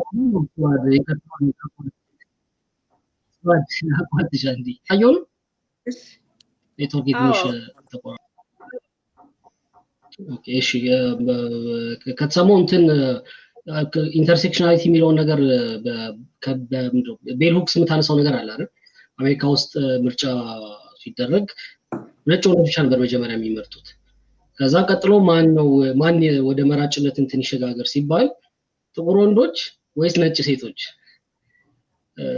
ኢንተርሴክሽናሊቲ ማለት ይሄ ነው። በዚህ በኩል ከጥቁር ስለሆነች ቤል ሁክስ ከጥቁር ወንዶች እንዲገቡ እንትን ልትፈልግ ትችላለች። በዚህ በኩል ሴት ስለሆነች ሴቶች እንዲገቡ ልትፈልግ ትችላለች። ኢንተርሴክሽናሊቲን በደንብ ለማስረዳት ብዬ ነው። በኢትዮጵያ ኮንቴክስት ውስጥ ለምሳሌ በብሔር የተጨቆኑ በታሪክ ውስጥ ብሔሮች ሊኖሩ ይችላሉ። የዛ ብሔር ተወላጅ የሆነች ሴት ልትኖር ትችላለች። ግን ዊዝን ዛት ብሔር ራሱ የዛ ብሔር ወንድ ይጨቁናታል። ስለዚህ ከማን ጋር ትቁም የሚለው ነገር ማለት ነው። ከራሷ ብሔር ወንድ ጋር ወይስ ከተመሳሳይ በጭቆና ካለች ሌላ ብሔር ካለች ሴት ጋር ወይስ ሁለቱንም አንድ ላይ? እዚህ ጋር የቤል ሁክስን እንትን ካነሳ ካቀር አንድ በጣም ኢንትረስቲንግ የምትለው ነገር አላት። ለምሳሌ የስራን ጉዳይ ወይም ደግሞ እኩል ሰርቶ የመግባትን ጥያቄ ስታነሳ ጥቁር ሴቶች ስሌቨሪ ስለነበረ they were subjected ለመስራት በቃ ግዴታቸው ነበረ። ይሄ ወንዱ ወጥቶ ሰርቶ ስለሚገባ እኔም አብሬው ልግባ በሚል አይነት የመጣ ሰርቶ የመግባት ኢኳሊቲ ጥያቄ አልነበረም የነበራቸው። ነጭ ሴቶች ቤታቸው ቁጭ ብለው እየዋሉ ከባሎቻችን እኩል ለምንድን ነው ወጥተን የማንሰራው የሚለውን ጥያቄ ሲያነሱ ጥቁር ሴቶች ስሌቨሪ ኦልሬዲ አምጥቷቸው ይሰሩ ነበረ። ገንዘብ ባያገኙ በስሌቨሪ ገንዘብ ማግኘት ከጀመሩ በኋላም ስራ እየሰሩ ስቲል ሳቲስፋክሽኑ እና የጀንደር ፍሪደሙ በዛ ውስጥ እንደማይመጣ ተረድተው ነበር ትላለች። እና ኢትስ ቬሪ ኢንትረስቲንግ ነገር ነው። እነዚህ ነገሮች እየለዩ እንደየሁኔታቸው መገንዘብ አስፈላጊ ነው። ኤሌክሽን ላይ ያነሳችሁት ላይ ደግሞ ነጭ ወንዶች መምረጥ ጀምረው አይ ቲንክ 1920 ላይ ነው ካልተሳሳትኩኝ ኤሌክሽንን የመምረጥ መብትን ከዘር ማንነት ወይም ደግሞ ከሬስ ሲነጥሉ አሜሪካኖቹ ወንዶቹ መምረጥ ችለው 50 ዓመት ጋፕ አለ ሴቶች መምረጥ ጥቁር ወንዶች መምረጥ ችለው ከነጭ ወንዶቹ በኋላ የ50 ዓመት ጋፕ አለ ሴቶች መምረጥ እስኪጀምሩ ድረስ ነጭም ሆነ ጥቁር። እነዚህን ነገሮች በየአውዳቸው እና እንደየስትሬንግዛቸው የእያንዳንዱ አይደንቲቲ የሆነ ቦታ ላይ የትኛው ሞር እየወጣ ሞር ኢምፓክትፉል ነው የሚለውን እያገናዘብን አናላይዝ ማድረጉ ተገቢ ነው ብለን እንበልና አሁን ወደ ይከነክናል። በእርግጥ ግን ወደ ፓርት 2 እንለፍ። አይ ቲንክ ይሻላል መስለኝ። በሁለተኛው ክፍል በሶስተኛው እና በመጨረሻው ክፍል በሁለተኛነት የምታነሳው ነጥብ የመንግስት ስልጣን መለጎም ነው በፍቄ እና እነዚህ ነገሮች ደግሞ ስታቀርብ ያነሳቸው ሀሳቦች አሉ እንደ ሚዲያ እና ሲቪክ ማህበራት እና የህግ የበላይነት መከበር የሚሉ 2 ነጥቦችን አይ ቲንክ አብረህ አንስተሃል እና እነዚህን ብታብራራለን። አዎ በተለይ እኔ ትልቁ ችግራችን ብዬ የማስበው የመንግስት ስልጣን አለመገደብ ነው እና አምባገነንነት ወይም ጭቆና ነው ብዬ ነው የማስበው። ኦፍኮርስ ጭቆናው በዋነኝነት ብዙ ጭቆናዎች አሉ። ሃይማኖታዊ ጭቆና አለ ኢትዮጵያ ውስጥ፣ ብሔራዊ ጭቆና አለ፣ ኢኮኖሚያዊ ክላስን መሰረት ያደረገ ጭቆና አለ ወዘተርፈ ምናምን። ግን ከሁሉም በላይ የመንግስት ጭቆና ነው በጣም ከፍተኛው ማለት ነው። ምክንያቱም ሞኖፖሊ ተሰጥቶታል። ስለ ሞኖፖሊ ኦፍ ቫይለንስ ስናወራ ባለፈው ማክስ ቬበርን ጠቅሶ እያስፔድም አንስቶታል። መንግስት በአንድ ቀጠና ውስጥ የራሱ የሆነ ሞኖፖሊ ኦፍ ቫይለንስ ያለው አካል ነው ይላል። ያ ሞኖፖሊ ግን ቅቡልነት ሊኖረው ይገባል ነው። ቅቡልነት የሚኖረው መንግስቱ ኢን ዘ ኢንተረስት ኦፍ ዜጎቹ ነው የሚሰራው ብለን ካመንን እና ስልጣን ላይ የወጣው በመንግስቱ በምንድነው በዜጎቹ ፈቃድ ወይም ይሁንታ ከሆነ ነው። ከዛ ደግሞ ዜጎቹ ይሁንታቸውን ሲነፍጉት መውረድ እንደሚችል ከተረጋገጠ ነው። ይሄ ባልተረጋገጠበት ሁኔታ የሞኖፖሊ ቫይለንሱን የምንፈቅድበት ሁኔታ ላይኖር ይችላል ማለት ነው። ተስማምተንበት ሳይሆን ስለማንችል ብቻ ነው የምንሸከመው ማለት ነው ያንን ሞኖፖሊ ቫይለንስ። መንግስት ስልጣኑ ካልተለጎመ ስልጣን ያበላሻል ባይትስ ኔቸር ማለት ነው። መላእክት ቢወጡ ራሱ ይላል አይ ቲንክ ጆን አዳምስ ነው አይደለም የእንትን የአሜሪካ ፋውንደርስ ፋዘርስ መላእክት አይደሉም ሰዎች ነው። ግን መላእክት ቢሆኑ እንኳን ስልጣን ላይ ስናስቀምጣቸው ስልጣናቸው ካልተለጎመ ራሳቸውን ትክክለኛ ነን ብለው ስለሚያስቡ እና ሰዎቹ የሚፈልጉትን ሳይሆን የሚያስፈልጋቸውን እየሰጧቸው ነው። ለሚቀጥለው ጄኔሬሽን ነው አሁን መንግስታችን ደጋግሞ እንደሚለው ወዘተርፈ ምናምን እያሉ ለራሳቸው የሚሰጡት ጀስቲፊኬሽን እና ማብራሪያ ወይም ምክንያት ሰበብ አስባብ ስላለ ያንን እያሉ ይረግጣሉ፣ ይጨፈልቃሉ ወዘተርፈ ማለት ነው። ስለዚህ እነሱን መገደብ ካልቻልን ወይም ደግሞ ሌዋታኑ ላይ ካቴና ማስገባት ካልቻልን በስተቀር የምንፈልገውን አይነት ስርዓተ መንግስት ማቆም አንችልም። የመጀመሪያው መስፈርት እሱ ነው። የመንግስት አይነት ቅርጽ ወይም ፕሮፖዝ ስናደርግ ማለት ነው እንደ ያስፔድ ምናምን ማለት በጥቅሉ 3 አይነት የመንግስት ቅርንጫፎች አሉ ተብሎ አይደለም የሚታሰበው። ምክር ቤቱ አለ፣ የህዝብ ተወካዮች ምክር ቤት የምንለው። ከዛ በኋላ ደግሞ የሄድ ኦፍ ስቴቱ አለ ወይም አስፈጻሚውን አካል የሚመራው ማለት ነው። ሄድ ኦፍ ስቴቱ ነሰሰሪ ላይሆን ይችላል፣ ሄድ ኦፍ ገቨርንመንትም ሊሆን ይችላል። ኢን አወር ኬዝ ፕራይም ሚኒስተሩ ስለሆነ ማለት ነው አስፈጻሚውን የሚሞላው እሱ አንድ ቅርንጫፍ ነው። ከዛ ደግሞ ሌላኛው ቅርንጫፍ ፍርድ ቤት ነው ወይም ደግሞ ህግ ተርጓሚ የምንለው ነው በጥቅሉ። እነዚህ 3ቱ የመንግስት ቅርንጫፎች የስልጣን ምንጫቸው ምንድን ነው? ስልጣን ላይ በምንድን ነው የሚወጡት? በምንድን ነው የሚወርዱት? እርስ በርስ መጠባበቅ ይችላሉ ወይ? የስልጣን ገደባቸው ይታወቃል ወይ? ወዘተርፈ የሚለውን መመለስ መቻል አለብን ማለት ነው። ይህንን በጽሁፌ ላይ ከፕሬዚደንታዊ ስርዓት አንስቶ እስከ ቅይጥ የአስፔድ ሞዴልም በተወሰነ ደረጃ እንዴት ነው የሚሰጡት ምናምን የሚለውን ትንሽ አነሳስቻቸዋለሁ። እና እነዚህ ነገሮች እነዚህ እርስ በርስ የሚጠባበቁበት ከሌለና በተለይ ደግሞ ይሄ የስራ አስፈጻሚ አካሉ ስልጣኑ የማይገደብ የሚወጣበት ወይም የስልጣን ምንጩ የማይታወቅ ከሆነና እንዴት እንደሚወርድ የማይታወቅ ከሆነ በቃ ምንም በህዝብና በመንግስት መካከል ምንም አይነት ስምምነት አለ ወይም ማህበራዊ ውል አለ ማለት አይቻልም። ሶ አንፎርቹኔትሊ በንጉሳዊ ስርዓትም ይሁን በደርግ ስርዓትም ይሁን በኢህአዴግና በብልጽግና ይሄ አለ ለማለት የሚያስችል ነገር የለም። እኔ የቀድሞ መስሪያ ቤቴ ውስጥ እያለሁ ለምሳሌ አንድ ዲሞክራሲያዊነትን በክልሎች ደረጃ ለምን አንለካም የሚል ነገር ኤክስፐሪመንት ለማድረግ ሞክረን ነበር እና እዛ ላይ የተለያዩ መስፈርቶችን አውጥተን በመስፈርቶቹ የተለያዩ ኤክስፐርቶች ሰብስበን እንጠይቃቸው ነበር። በምንጠይቃቸው ጥያቄ የተገኘውን ውጤት በጥቂቱ ብጠቅስ ይገልጸዋል።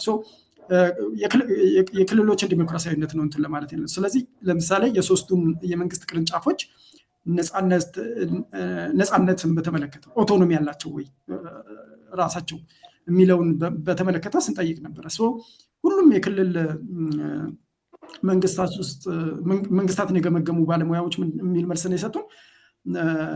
የአስፈጻሚው አካል ጡንቻው ፈርጣማ ነው ከሌሎቹ ይልቅ ማለት ነው። ምክር ቤቶች አሏቸው አይደል? የክልል ምክር ቤቶች የክልል ምክር ቤቱ የአስፈጻሚውን አካል የክልሉን አስፈጻሚ አካል መቆጣጠር የሚችልበት አቅም የለው። ፍርድ ቤቱም ያንን መቆጣጠር የሚችልበት አቅም የለው። አፖለቲካል የሆኑ ኬዞች ላይ ነው ፍርድ ቤቱ ምክር ቤቱ ነፃ የሚሆኑት እንጂ ፖለቲካል የሆነ ጉዳይ ላይ የውሳኔ ኃይሉ ያለው በሙሉ የአስፈጻሚ አካሉ ላይ ነው። ከዛ ግን አስፈጻሚ አካሉ ነፃነት አለው ወይ ብለን ስንጠይቅ አስፈጻሚ አካሉም ራሱ ነፃነት የለውም፣ የራሱ ኦቶኖሚ የለውም። ከዛ ፈርዘር ጥያቄዎችን ስንጠይቅ ምንድነው የተረዳ ነው? አስፈጻሚ አካሉን የማዕከሉ መንግስት የፌዴራል መንግስቱ ይቆጣጠረዋል ማለት ነው። ስለዚህ እንደዚህ አርጉ እየተባሉ ነው ክልሎችም የክልል መንግስታትም ቢሄቭ የሚያደርጉት ማለት ነው።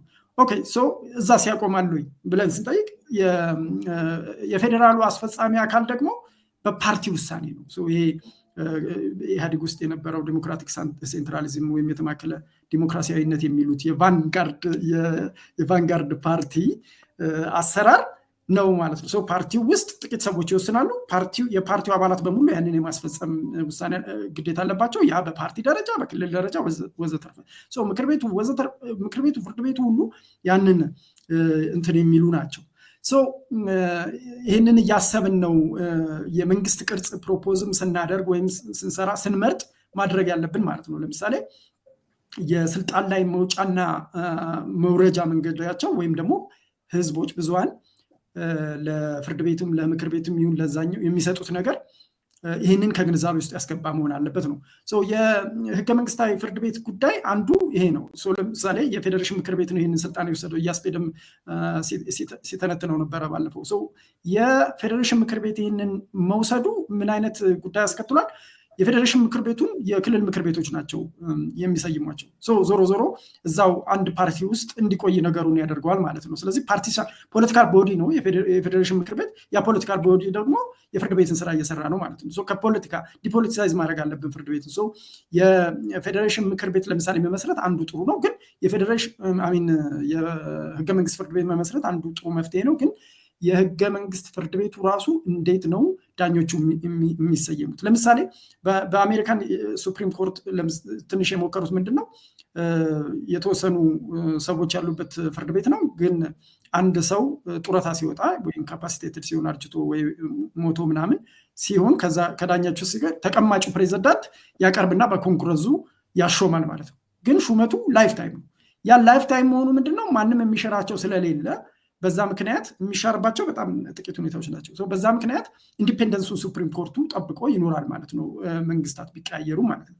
ፕሬዚዳንቱ ለምሳሌ በህዝብ ስለሚመረጥ ኮንግረሱ እንትን አይለውም፣ ኮንግረሱ አይሽረውም። ኢምፒች ሊያደርግበት የሚችልባቸው ኮንዲሽኖች በጣም ጥቂት ናቸው ማለት ነው። ስለዚህ እርስ በርስ አይፈራሩም ማለት ነው። እርስ በርስ ቻሌንጅ ይደራረጋሉ ወዘተርፈ። እንደዚህ አይነት አስቻይ የሆነ የራሳቸው ኢንዲፔንደንስ ኖሯቸው ግን እርስ በርስ ደግሞ የሚጠያየቁ ባላንስ የሚፈጥሩበትን አይነት ነገር ሊኖረን ይገባል ነው። የኢያስፔድ ሞዴል ለምሳሌ የስራ አስፈጻሚውን ለሁለት ይከፍለውና ፕሬዚዳንቱና ምክትል ፕሬዚዳንቱ ሰምሃው እርስ በርሳቸው ስልጣናቸው እንዲወሰን ያደርጋል ማለት ነው። ፍትጊያው it is important የሆነ ባላንስ ለመፍጠር ያክል ማለት ነው። ግን ፓርላማው እነዚህን ሁለት ሰዎች የሚቆጣጠርበት መንገድ ምንም የለውም። ግን ከኮንስቲቱሽናል ፍርድ ቤቱ ጋር ሆኖ የተወሰነ ያክል ሲስተሙን ያሻሽለዋል ብዬ አስባለሁ።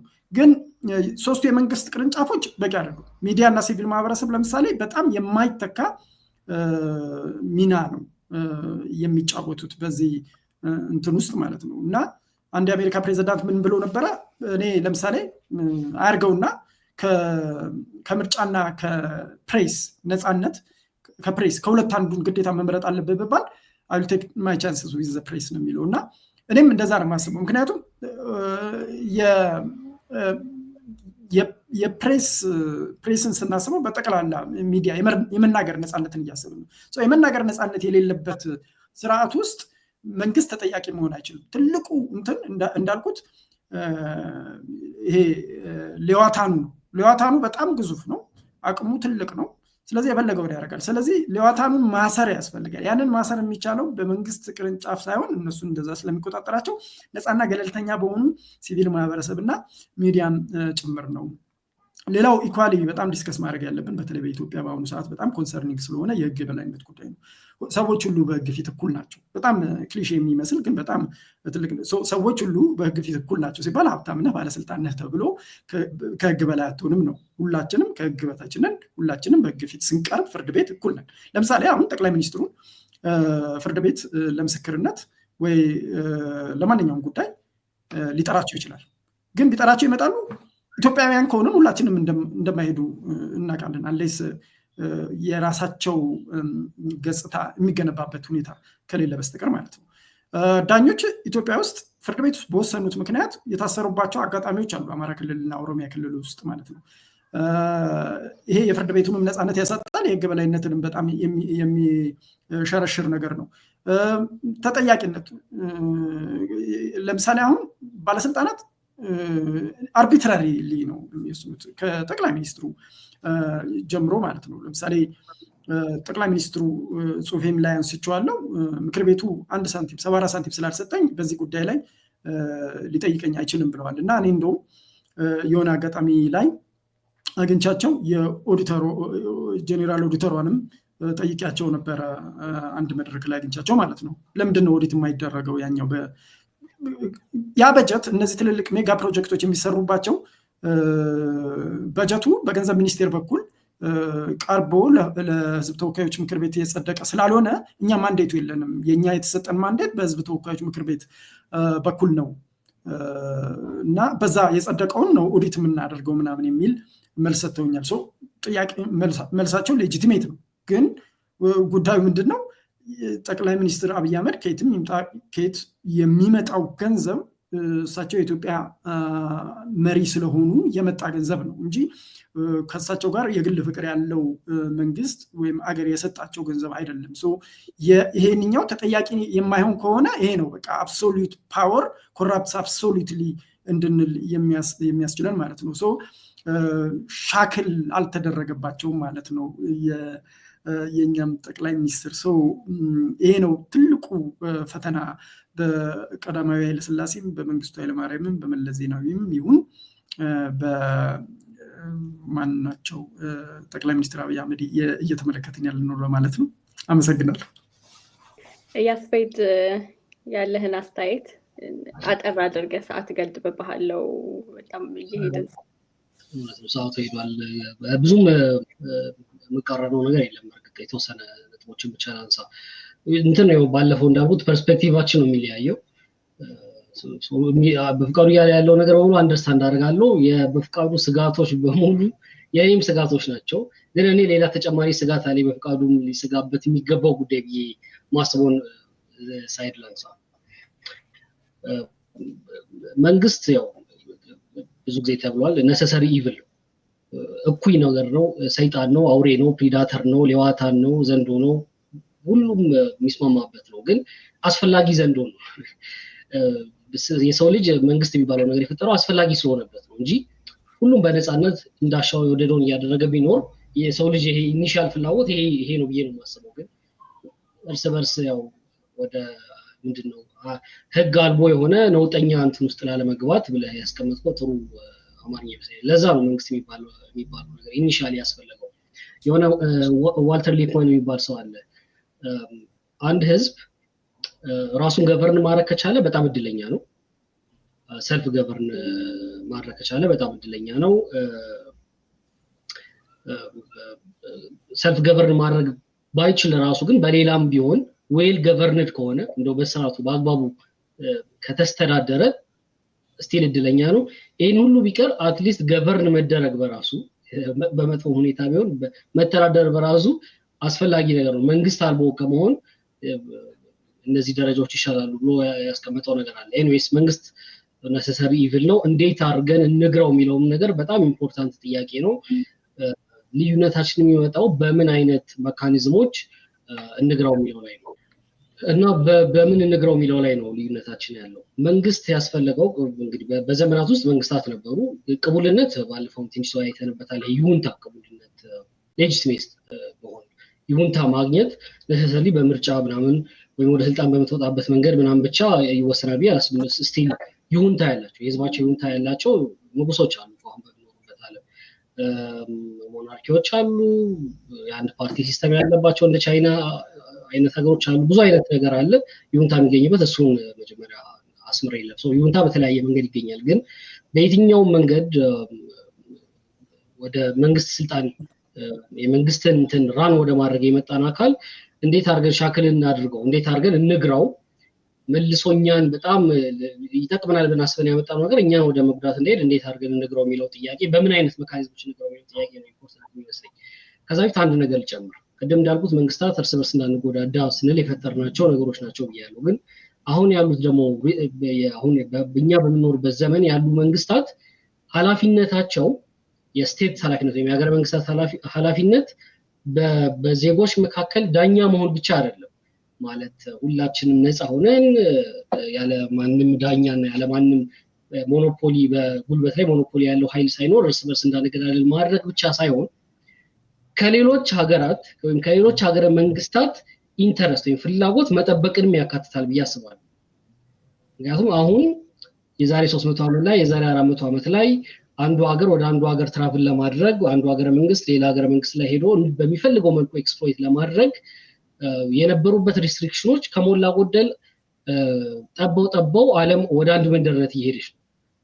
የተለያዩ ምንድነው ገና አሁን ኢመርጂንግ ምንላቸው ይሄ እንደ ገልፍ ስቴቶች እንደ ቱርኪ ምናምን ያሉ ሀገሮች ሳይቀሩ ኢንተረስት አላቸው፣ ፍላጎት አላቸው። ስለዚህ ሀገረ መንግስታት አሁን ከነዚህ ሀገራት ፍላጎትም ህዝቦቻቸውን የመጠበቅ ሌላ ድርብ ኃላፊነት አለባቸው ብዬ አስባለሁ።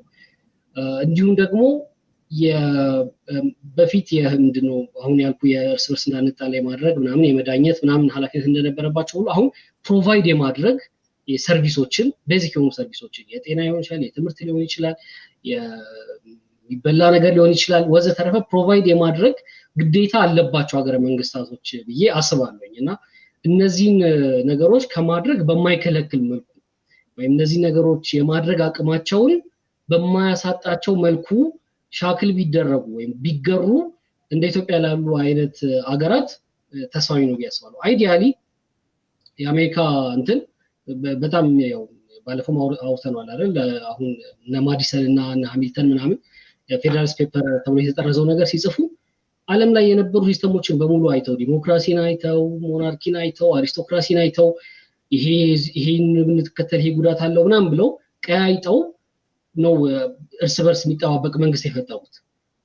እኛ አሁን ያንን በእንደዛ አይነት አይዲያል በሆነ መልኩ ሻክል ማድረጊያ መንገድ ለመፍጠር የሚያስችል ጊዜ ላይ ነን ብዬ አላስብም። ማለት ጊዜው ራሱ ኢትዮጵያ ውስጥ ሊመጣ የሚችልን መንግስት ዴማንድ የሚያደርግበት ነገር ስላለ እነዛ ነገሮች ማሟላትን በማይከለክል መልኩ ነው መገራት ያለበት ብዬ ነው የማስበው። እና መገራቱ ላይ ተስማምቼ ማለት ነው። እንዴት ይገራ? ለምሳሌ ይሄ እንትን ምንድነው ቼክ ኤንድ ባላንሶችን በማብዛት መንግስትን አወቃቀር ስንዘረጋ እርስ በርስ የሚጠባበቁበት ዲፓርትመንቶቹ ሜካኒዝሞችን በማስፋት እንግራው ወይ የሚዲያንና የሲቪክ ሶሳይቲን ጉልበት በመጨመር እንግራው ወይ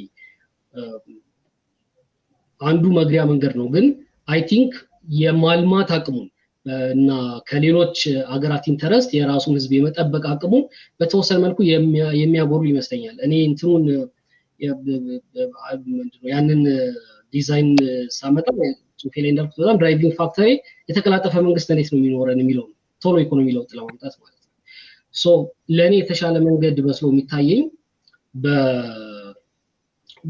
በፓርቲ ዲሞክራሲ ውስጥ የሚገራ መንግስት ነው የሚያስፈልገው ብዬ ነው የማስበው።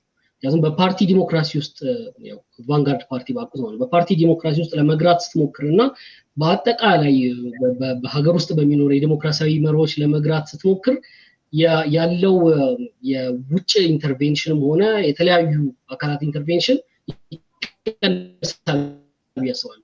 ምክንያቱም ቫንጋርድ ፓርቲ አባላቱን የሚመለመልበት መንገድ አለ። ያው የቻይና ነው እንደምሳሌ እየተጠቀምኩ ያለሁት። መሪ ለመሆን አንድ ሰው ምን አይነት ስቴጆች ማለፍ አለበት፣ ሲስተሙ ራሱ እንዴት ነው ራሱን ሰልፍ ኮሬክት እያደረገ የሚሄደው የሚለው ነገር እንዴት ነው የተቀመጠው የሚለው ነገር አይተን በዛ መልኩ ብናደርገው ቶሎ ኢኮኖሚ እድገት ለማምጣት ይጠቅመናል ብዬ አስባለሁ። in the last 40-50 years ከቦትስዋና ውጪ በዲሞክራሲያዊ ስርዓት ውስጥ ያደገ የሶስተኛው ዓለም ሀገር ማግኘት አልቻልኩም እኔ ለራሴ ለማየት በሞከርኩት ማለት ነው። የቦትስዋናም ብዙ አውትላይነር የሆነ ኬዝ ነው ብዬ ነው የማስበው። ፈጣን እድገት አፍሪካ ውስጥ ራሱ አስመዘገቡ የምትላቸው ሀገሮች እነ ሩዋንዳ እነ ምናምን ሰሟት በጣም የፓወር በተወሰኑ ሰዎች እጅ ተከማችቶ ነው። ኢስት ኤዥያ በጣም ፈጣን እድገት አመጡ የምትላቸው ፓወር በተወሰኑ ሰዎች እጅ ተከማችቷል። እንደዚህ ሲል ደግሞ ያስፈራኛል ስቲል ምክንያቱም የምትራቡት እኮ ቪዥን ስለሌላችሁ ነው የሚል ሰው እንዲመጣ እድል ይከፍታል ኦፍ ኮርስ። ስለዚህ ያንን እንዴት ነው መግራት የሚቻለው? እኔ ፓርቲውን ጠንካራ በማድረግ ነው፣ ቫንጋርድ ፓርቲ በማድረግ ነው። አሁን እንደምታውቀው ፓርቲው አንድ ግለሰብ ነው። ስለዚህ እንዴት ነው ትክክለኛ እንደ ቻይና ኮሚኒስት ፓርቲ አይነት ቫንጋርድ መሆን የሚችል በጣም ስትሪክት ፓርቲ ማምጣት የሚቻለው የሚለው ነገር ላይ የርኩም ለዛ ነው ለማለት ነው። ሚዲያና እንትን ላይ የተወሰነ ነገር ልበል በዚህ አስረዝም ያለው በዚህ ልዝጋው። በእንትን በምሳሌ ላስረዳ። ለምሳሌ ቅርብ ጊዜ ምንድነው አፍሪካን ስትሪም ነው ምናምን የሚባል ገጽ ከቲክቶክ ላይ ተነስቷል። እንደውም ማነው ብሊንከን ከመሄዱ በፊት ብሊንከን ሁሉ ቀርቦ ሚዲያ ላይ ስለዛ ቲክቶክ ገጽ አውርቶ ነበር። ገጹ በጣም ፓን አፍሪካኒስት ነው፣ የአፍሪካን ኢንዲፔንደንስ ምናምን አንቲ ኢምፔሪያሊዝም ምናምን የሚል አይነት ሪቶሪክ ነው የነበረው። አንታይ ዌስት የሆነ ፕሮፓጋንዳ በራሽያ በኩል ነው በዛ ገጽ፣ የአፍሪካኖች ገጽ ሲሆን የራሽያኖች ገጽ ነው ምናምን የሚል ምክንያት ነው ብሊንከን የሰጠው። ኤኒዌይስ ብቻ ግን ተዘግቷል። አንድ እሱ ምሳሌ ያስልኝ። ሁለተኛ አንድ ዲለን ፔጅ የሚባል ሰው ያለ ዜና ቲክቶክ ላይ ታውቃለህ ብዬ አስባለሁ፣ ዜና የሚሰራ ማለት ነው። ሪሰንትሊ አንድ ዜና ሰርቶ ነበረ፣ ዜና ዘገባ ነገር ስለ ትራኦሬ እና ሰርቶ በተወሰኑ ሰዓታት ውስጥ ወደ 6 ሚሊዮን አካባቢ ተመልካች አግኝቶ ነበር። ከዛ ቪዲዮ ጠፋ። ከዛ ቪዲዮ ከጠፋ በኋላ ብዙ ሰው ያው እንዴት ታጠፋለህ ምናምን ብሎ ተናገረው መሰለኝ። በሌላ እንትን ስክሪን ሪከርድ እያደረገ አሳየ። እሱ ጋር ቪዲዮ አለ፣ ሌሎች ሰዎች ጋር ነው። እሱ ገጽ ላይ ቪዲዮ ስቲል አለ፣ ዲሌት አደረገም፣ ሌሎች ሰዎች ገጽ ላይ ነው የማይታየው። እሱን ሲያሳይ ገርሞኝ ለሷ ደወልኩላትና አሁን ሰው ዩኬስት ስለሆነ ያለችው እኔ ጋር አይታይም፣ ስቲልም እንደዛ ነው ባይዘው። አንቺ ጋር ማየት ትችያለሽ ወይ ስላት እሷ ጋር ይታያል። እኔ ሞክሬ ነበር አልታየኝም ባይዘው። ግን ቪዲዮ ስቲል ኤግዚስት ያደርጋል። እነዚህ ምሳሌዎች ያነሳሁት ምን ልል ፈልጌ ነው፣ ኦፍ ኮርስ ሚዲያ የመናገር ነፃነት ምናምን እኛም ሆነ በመናገራችን በፍርሃት ኮንራታችን ሴንሰር እያደረግን ነው የምንናገረው። ይጠቅማል ለሀገር ብለን በጣም ኢምፖርታንት ነገር ነው። ግን ደግሞ እሱን ራሱ ወደኛ የምናመጣበት ሜካኒዝም ያስፈልገናል ብዬ አስባለሁ። ይሄንን አሁን እኛ የምንሰራውን ቪዲዮ የሆነ ሀገር ዩቲዩብን ከጀርባ ራን የሚያደርግ ሀገር ይጠቅመኛል ብሎ ካሰበ ለእያንዳንዱ ኢትዮጵያዊ ፎር ዩ ፔጅ ላይ ማምጣት ይችላል። አይጠቅመኝም ብሎ ካሰበ ሻዶ ባል ሊያደርግ ይችላል። እነዚህ ነገሮች ኮንሲደር በማድረግ ነው ሲቪክ ሶሳይቲንም ሚዲያንም እንትን ማድረግ ያለብን ብዬ ነው የማስበው። አንድ የመጨረሻ ነገር ልበል። አሁን እኔ ፕሮፖዝ ያደረኩት ያለው ሲስተም አልቲሜት አይደለም። እኔ ለኢኮኖሚ እድገት ቅድሚያ እየሰጠው ስለሆነ ነው እንጂ በጣም ነፃነት የሚባለው ነገር በጣም ይሄ ዲግኒቲ ፍሪደም ሊበሪቲ ምናምን የሚባሉት ነገሮች በጣም አስፈላጊ ናቸው ብዬ አስባለሁ። ግን ያለ ኢኮኖሚ ነፃነትም እነዛን ደግሞ ማግኘት አይቻልም የሚል ሀሳብ አለኝ። ስለዚህ በፍጥነት ወደ ኢኮኖሚ እድገት እስክንገባ ድረስ በዚህ አይነት መንገድ ብንገባ ይሻላል። ከዛ በኋላ ሲስተሙን እያስተካከልን ብንሄድ የተሻለ ይሆናል ብዬ አስባለሁ። ግን ያንተን ስጋቶች በሙሉ የምጋራቸው ስለሆኑ የእኔን ስጋቶች እንድትረዳኝ ነው ይሄንን ትንሽ ሪፍሌክት ማድረግ ፈልጋለሁ። አይ ሆፕ ትፈቅጂልኝ።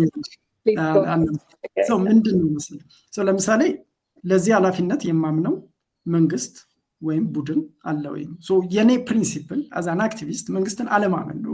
በነገራችን ጠርጥሬ ነው መንግስትን እኔ የዋችዶግ ሚና ነው ሊኖረኝ የሚችለው መጠበቅ ነው ያለብኝ እና መንግስትን ማመን አስሮ ነው ሻክል አድርጎ ነው የሚል አቋም ነው ያለኝ። ፓርቲ አሁን አንተ የምትለውን አይነት ኢኮኖሚክ ኤፌክቲቭነስ ሊያመጣ እንዲችል ብዙ ካሰር ነው ያንን መስራት ስለማይችል ሊሚት የምናደርገው ፓወሩን ሊሚት የምናደርግበት መንገድ ያንን ማድረግ የለበትም። ቅን ሰዎች ተሰብስበው ቅንና ሊቃን ተሰብስበው የሰው ልጅ ናቹራሊ ፋሊብል እና ጋሊብል ይሳሳታል እና ከዛ ስህተቱንም ሊያምን ይችላል ያምናል በቀላሉ ተላላሩ። በእነዚህ ምክንያት ብዙ ስህተቶችን እየሰራ ነው። ሶሳይቲ ኢቮልቭ ያደርጋል እንጂ በአንድ ጊዜ ፐርፌክት ሊሆን አይችልም እና ፐርፌክት መንግስትም ያልተፈጠረው ለዛ ነው። ለግሩፕ ኦፍ ፒፕል እንደዛ አይነት መብት አሳልፌ ስሰጥ ዲስትራክሽን ነው የሚያመጡት ወይስ ዴቨሎፕመንት የሚለውን እርግጠኛውን የመናገር አልችልም። ለዚህ ነው አትሊስት ሶቨርኒቲው ወይም ፓወር ከብዙሃን ከመጣ ግን አትሊስት አብረን ነው እየተሳሳትን ያለ ነው። ሶሳይቲው የደረሰበት ሌቭል ኦፍ እና አትሊስት ሲያጠፉ ደግሞ ሲሳሳቱ ፓኒሽ የማደርግበት በትራለኝ ማለት ነው።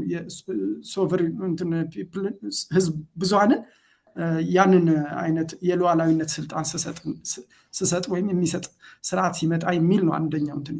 ሁለተኛው የቻይና ጉዳይ ያስቀናል። ማንኛውም አፍሪካዊ ቢቀና አይገርመኝም ማለት ነው። የቻይና ሰክሰስ ስቶሪ ማለት ነው። ግን የቻይና እና የነዚህ የደቡብ እስያ ሀገራት ሁኔታ ያስመሰከረው ነገር ቢኖር አሁን መለስ ዜናዊ እየተከራከሩበት አለ አይደለም፣ ዲሞክራሲ ለልማት ያስፈልጋል የሚለው ቤግ ታይም ስቶሪ ነው ምናምን ብለዋል። ግን ሰማዘር ኢምፔሪካል ስቶሪስ አሉ። የሆነ ጽሁፍ ላይ ሪፈረንስ አድርጊያቸዋለሁ ግን አላስታውስም ኦቶሮቹን እና ግን እነዛ ኢምፔሪካል እንትኖች ኮሌክሽኖች የሚያሳዩት ለምሳሌ ለዴሞክራሲ ቅድመ ሁኔታ ነው ወይስ አይደለም የሚለው 1/3 የሚሆኑት ሪሰርቾች የሚያሳዩት ቅድመ ሁኔታ ነው የሚል ኮንክሉዥን አይነት ነገር አላቸው። 1/3ዎቹ ደግሞ ኒውትራሊቲ ነው የሚያሳዩት። 1/3 ደግሞ አይ እንደውም ኦቶክራሲ ነው ኢኔብሊንግ ሲቹዌሽን ስላለው ዲሲሽን ሜኪንግን ስለሚያቀላጥፍ ወዘተርፈ የሚያስችለው ይላል። የፈለግከውን ሳይድ ትይዝ እና ኒውትራሉን ትጨምረህ ዲሞክራሲ ወይ እንደ ቅድመ ሁኔታ ነው አለበለዚያ ደግሞ ባይሆን እንኳን ዜሮ ሚና ነው የሚጫወተው ምናምን ልትል ትችላለህ ማለት ነው። ከዛ ያኛውም ከፈለገ እንደዚህ ይላል። እዚህ ላይ አንድ መስማማት የምንችልበት ነጥብ የሚሆነው ምንድነው የፖለቲካል የገቨርናንስ ሲስተሙ ማለት ይሄ ፖለቲካል ሁኔታው ሊበራል አይዲያልስ ፖለቲካ ውስጥ መኖር አለመኖራቸው ኢኮኖሚውን በቀጥታ ወይም በተዘዋዋሪ አፌክት ላይ ያደርገው ይችላል። ግን መልቲፕል አዘር ፋክተርስ አሉ። የቻይና ኮሚኒስት ፓርቲ somehow all things came together for it ብዬ ነው የማስበው ማለት ነው። ኦፍኮርስ እነሱም የካፒታሊዝምን somehow ኢንዶርስ ካደረጉ በኋላ ወይም ፍሪ ትሬድን ኢንዶርስ ካደረጉ በኋላ ነው። ፖለቲካቸው አልተለወጠም ግን ኢኮኖሚያቸው ግን ኦፕን ኢኮኖሚ ነው እየተጫወቱ ያሉት ማለት ነው። እና እዛ ውስጥ ግን ግሪቫንሶች የሉም ማለት አይደለም። ቻይና ውስጥ በርካታ ግሪቫንሶች አሉ። ሲንጋፖር ግሪቫንሶች ነበሩ። በኋላ ላይ ነው ትንሽ የዲሞክራታይዝ እና ፖለቲካውንም ላላ ያደረጉ የመጡት ደቡብ ኮሪያንም ጨምሮ ማለት ነው። ስለዚህ እነዚህን የዴቨሎፕመንት ሞዴላቸውን እንትን ስንል የዴቨሎፕመንት ሞዴላቸውን ወስደን ግን የፖለቲካ ሞዴላቸውን ሪጀክት ልናደርግ የምንችልበት መንገድ መኖር አለበት። ኢፍ ዛት ኢዝ ዘ ዲስከሽን ማለት ነው። ማለት ኦፍኮርስ ድህነት አንገብጋቢ ነው። ግን ሌላው አንድ እንትን ምንድነው የኢኮኖሚ ችግር ብቻ አይደለም ያለብን ብዬ ነው የማስበው። ማለት ለምሳሌ እኔ በመረጥኩት ሙያ ለምሳሌ የብልጽግና መንግስት ከሁለት ዓመት በፊት ኩታ ገጠም የሚል የእርሻ ዘዴ አምጥቶ ነበር እና ሜካናይዝ ለማድረግ ነው እየሞከሩ ያሉት ምናምን የምትዘራውን እኔ ነኝ የምመርጥልህ የምታርሰውን እኔ ነኝ የምመርጥልህ ገበያውን እኔ ነኝ የምወስንልህ ምናምን አለው ማለት ነው። የኦቶክራሲ ትልቁ ችግሩ ይሄ ነው ማለት ነው። ገበያውንም አይተውልም። አንተ ገበያው ላይ መሬት የሚያመርተው ይሄንን ነው ገበያ የማገኝበት ይሄንን ነው ምናምን ብለህ ዲተርማይን እንድታረጋ አይደለም ያደረገ። መንግስት ግን ሮሉ መሆን ያለበት ይሄንን ኢኔብል ማድረግ ነው ብዬ ነው የማስበው።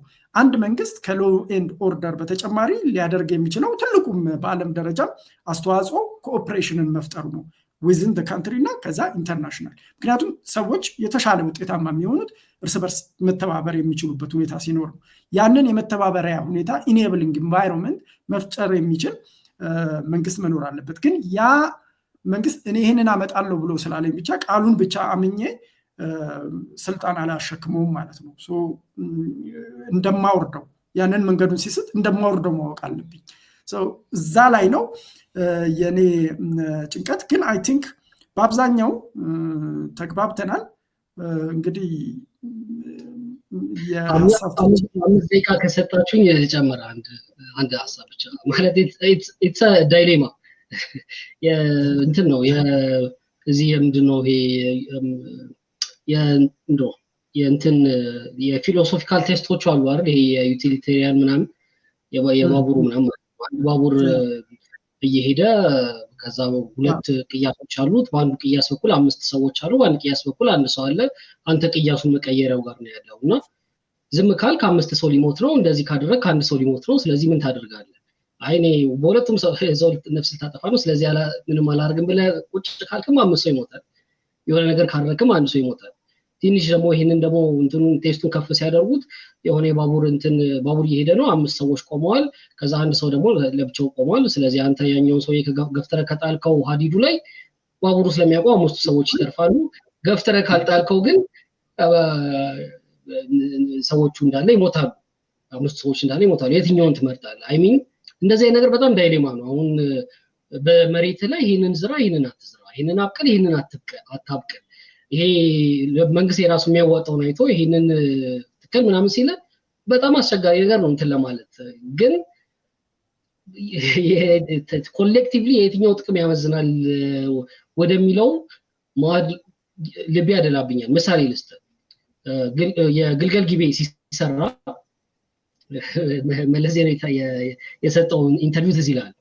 እነዚህ ምንድነው ኢንቫይሮንመንታሊስት ነን ምናምን የሚሉ ተሰብስበው ሰው እንትን እያደረጋችሁ በጎርፍ እንትን እያላችሁ አካባቢ እንትን እያላችሁ ምናምን ብለው በዚህ በኩል ሲዘምቱብን ምናምን እንደዚህ ነው የሰራ ነው ምናምን የሚል እንትን አለ ነው። ሉክ እዛ አካባቢ ግድቡ ሲሰራ እነ ዳሰነች ምናምን አካባቢ የነበሩ እንትን 3 ነው ምናምን በላይ ወረዳ ስቲል በግልገል ጊቤ መሰራት ምክንያት እንትን ብሏል፣ ሰው ተፈናቅሏል።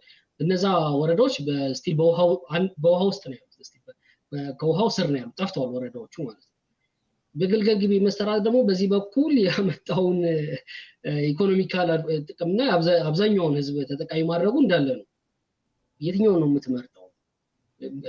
አሁን ሻክልም ለማድረግ የሲቪክ ሶሳይቲ እና የሚዲያውን የምናምኑን አቅም በጣም ስታጠናክር ግልገል ጊቤ እንዳይሰራ ማድረግ የምትችልበትን አቅም ታመጣለህ ማለት ነው። ኢንቫይሮንመንታል አክቲቪስቶች በጣም ከተጠናከሩ ያንን ማስቆም ይችሉ ነበር ማለት ነው። ያንን ካስቆሙ ደግሞ በዚህ በኩል የመብራት ኃይል በመገኘቱ ምክንያት የመጣው ጥቅም ይቋረጣል ማለት ነው። የትኛውን ጥቅም ነው ሁለቱንም እንትን ማለት የሚቻልበት መንገድ መፈለግ አለበት ብዬ አምናለሁ።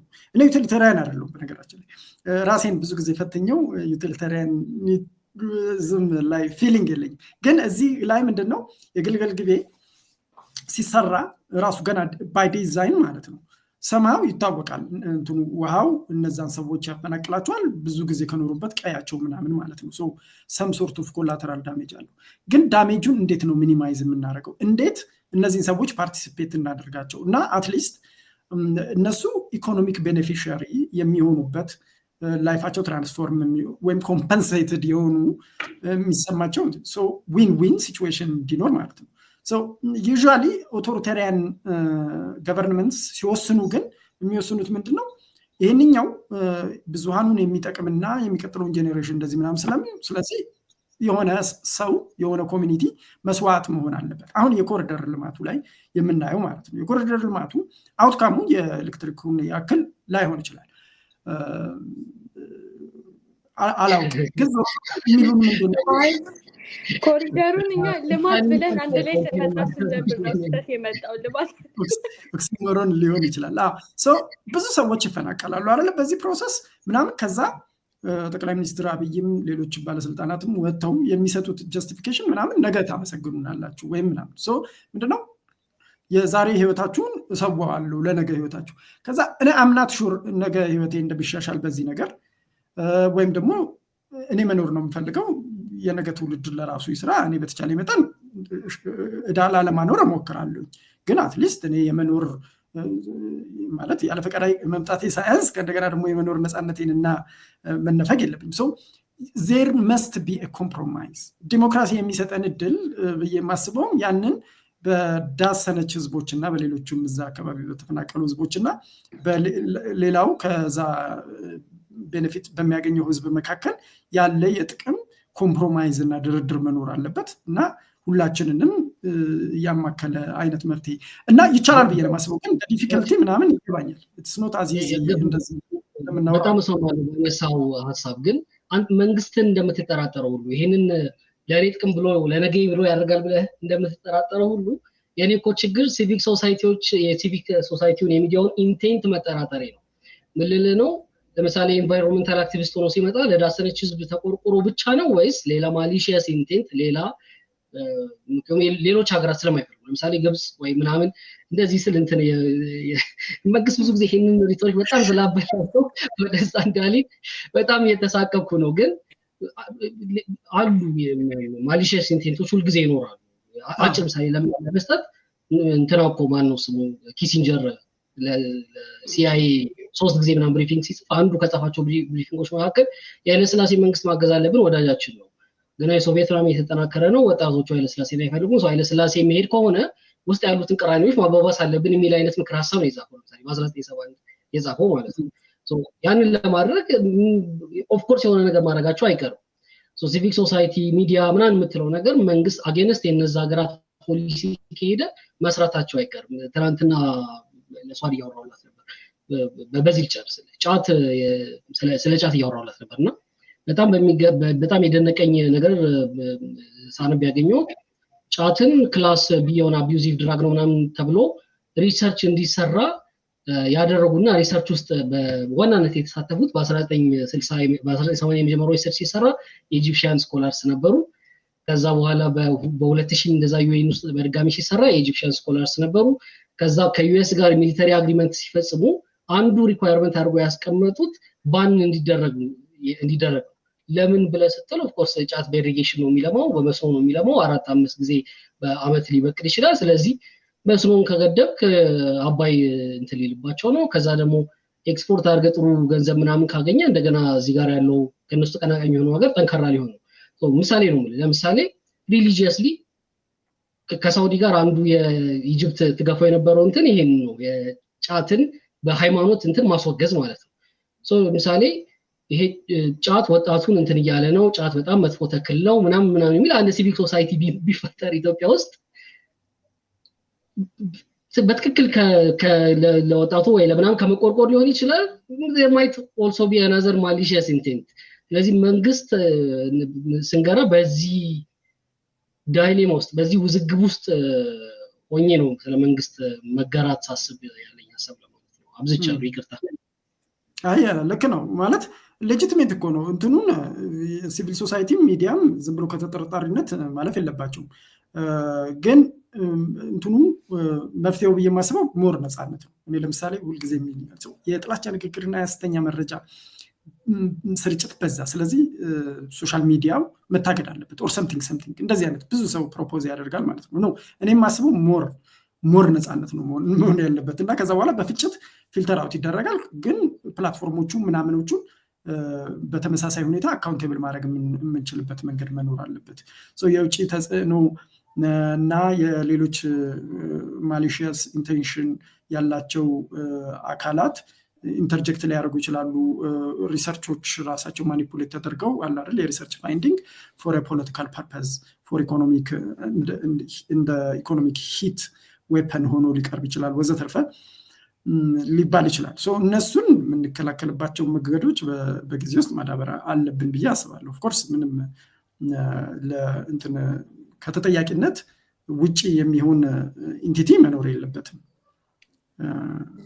በሚለው እናሳጥር ወደ መንግስት ስልጣንና የመንግስት ኤክሰርሳይዝ ማድረግ ያለባቸው ሬጉሌሽኖች ሌላ ዲስከሽን ውስጥ እየገባን ነውና በዚሁ ለመቋጨት ያክል አይ ቲንክ እኔ የሁለታችሁንም ተጋርቼ አንድ ነገር ልበልና በዛው በሞኖፖሊ ዘጋዋለሁ ማለት ነው። ግን የሚዲያና ሲቪል ሶሳይቲ ጋር ተያይዞ ብዙ ጊዜ የኦነርሺፕ እና ማን ነው እነዚህ ነገሮች የሚመሰርታቸው? ሶሻል ሚዲያም ቢሆን እኮ አሁን ወርልድ ዋይድ የሚነሳው ነገር ሁሉም ዓለም ላይ ያሉ ሀገራት ላይ የምንጠቀማቸውን ፕላትፎርሞች አንድ አሜሪካ ሲሊኮን ቫሊ የተባለ ቦታ ላይ ያሉ ፕላትፎርሞች ብቻ ለምን ኦን ያደርጉታል? ምክንያቱም አንደኛ ገንዘቡን ማውጣት አይፈልጉም። አሁን ኢትዮጵያ ላይ ለምሳሌ ምን ያህል ነው ሬጉሌት የሚያደርጉት ቋንቋን? ሄት ስፒች ምን ያህል ነው ሴንሰር የሚያደርጉት? ምን ያህል ነው የሚያዩት? በትግረኛና በአማርኛ የተጻፈ ጽሁፍ እኩል ነው ወይ በአልጎሪዝም ውስጥ የሚታየው? እነዚህ ነገሮች ዲቴክት አድርጎ የማውረድ የሄት ስፒችን ዲቴክት የማድረግ አቅማቸው ምን ያህል ነው? ያንንስ ለማሻሻል ኢንቨስት ያደርጋሉ ወይ? ምን አገባቸው? እነዚህ ነገሮች አይ ቲንክ ከኦነርሺፕ እና ከፓወር ጋር ዞሮ ይገናኛሉ። ዩኒቨርሳሊ ማን ነው ፓወር ያለው? ሁለተኛ ደግሞ ማን ነው ኦን የሚያደርገው? ሲቀጥል ማን ነው ፈንድ የሚያደርገው? ኢትዮጵያ ውስጥ ያሉ ሚዲያዎችን ማን ነው ፈንድ የሚያደርገው? ፐብሊክ እውነት በፐብሊኩ ፈንድ የሚደረጉ ፐብሊኩ የሚፈልጋቸው ፐብሊኩ ካልቲቬት እያደረገ የሚያሳድጋቸው ሚዲያዎች አሉ ወይ? የሆነን ሀሳብ ሪፕሬዘንት ማድረግ የሚችሉ ሲቪል ሶሳይቲም ቢሆን ከሌሎች ሀገራት ተጽዕኖ ነፃ እንዲሆን ኢንካሙና ገንዘብ የሚያመጣበት ወይም የሚያገኝበት ኦፕሬት የሚያደርግበት ሚንስ የተመቻቸና ከሌሎች ሀገራት ትከሻ ላይ የወረደ መሆን አለበት። ካልሆነ ያው ማሊሽየስ ኢንተንቶቹ በዛ ውስጥ እያለፉ መምጣታቸው አይቀርም እና የኦነርሺፕ የፓወር እና ነገሮችን ባላንስ ማድረግ ነው። እነዚህ ነገሮች እያዩ መሄድ ነው። አዘ ሶሳይቲ እነዚህን ኢንስቲትዩሽኖች ቢልድ የማድረግ የማሳደግ ፈንድ የማድረግ ባህል እያዳበርን መሄድ አለብን ልበልና ለነበረን ቆይታ በጣም አመሰግናለሁ። ተመልካቾቻችን 1 ሰዓት ከ30 ደቂቃ በሙሉ ታግሰው ስላዳመጡን ከልብ እናመሰግናለን። ይሄ ውይይት ለብዙ ሰዎች ይደርስ ዘንድ ኢንትረስቱ ያላቸው ሰዎች እንዲወያዩበት፣ ጥያቄ እንዲያነሱ፣ ሀሳብ አስተያየት ካላቸው ሀሳብ አስተያየታቸውን ለያስፔድ ጽሁፍም ሆነ ለበፍቄ ጽሁፍ በየራሳቸው በኩል ለማድረስ እንዲችሉ እና ተጨማሪ ውይይቶችን ማስጀመር እንዲችሉ ለወዳጅ ዘመዶቻቸው ቢያጋሩ መልካም ነው ብለን እናስባለን። ስለዳመጣችሁ እንደሚገኙ ብትጠቁሚ ጥሩ ነው። ከመዝጋታቸው በፊት በፍቃዱ በፍቄ ብሎግ ፖስት ነው አይደል የሚለው ዌብሳይት? በፍቄ.blogpost.com ላይ ይገኛል። ካልሆነ ፌስቡክ ላይ ታይዱ ብላችሁ ሰርች አድርጉና ታገኙታላችሁ በቀላሉ። በዚሁ አጋጣሚ ለበፍቃዱ የከበረ ምስጋና በድጋሚ ይድረስልኝ በእኔ በኩል ከመዝጋታችን ድሉ ስለተሰጠኝ። ቴንክ ዩ ሶ ማች። መልካም ጊዜ።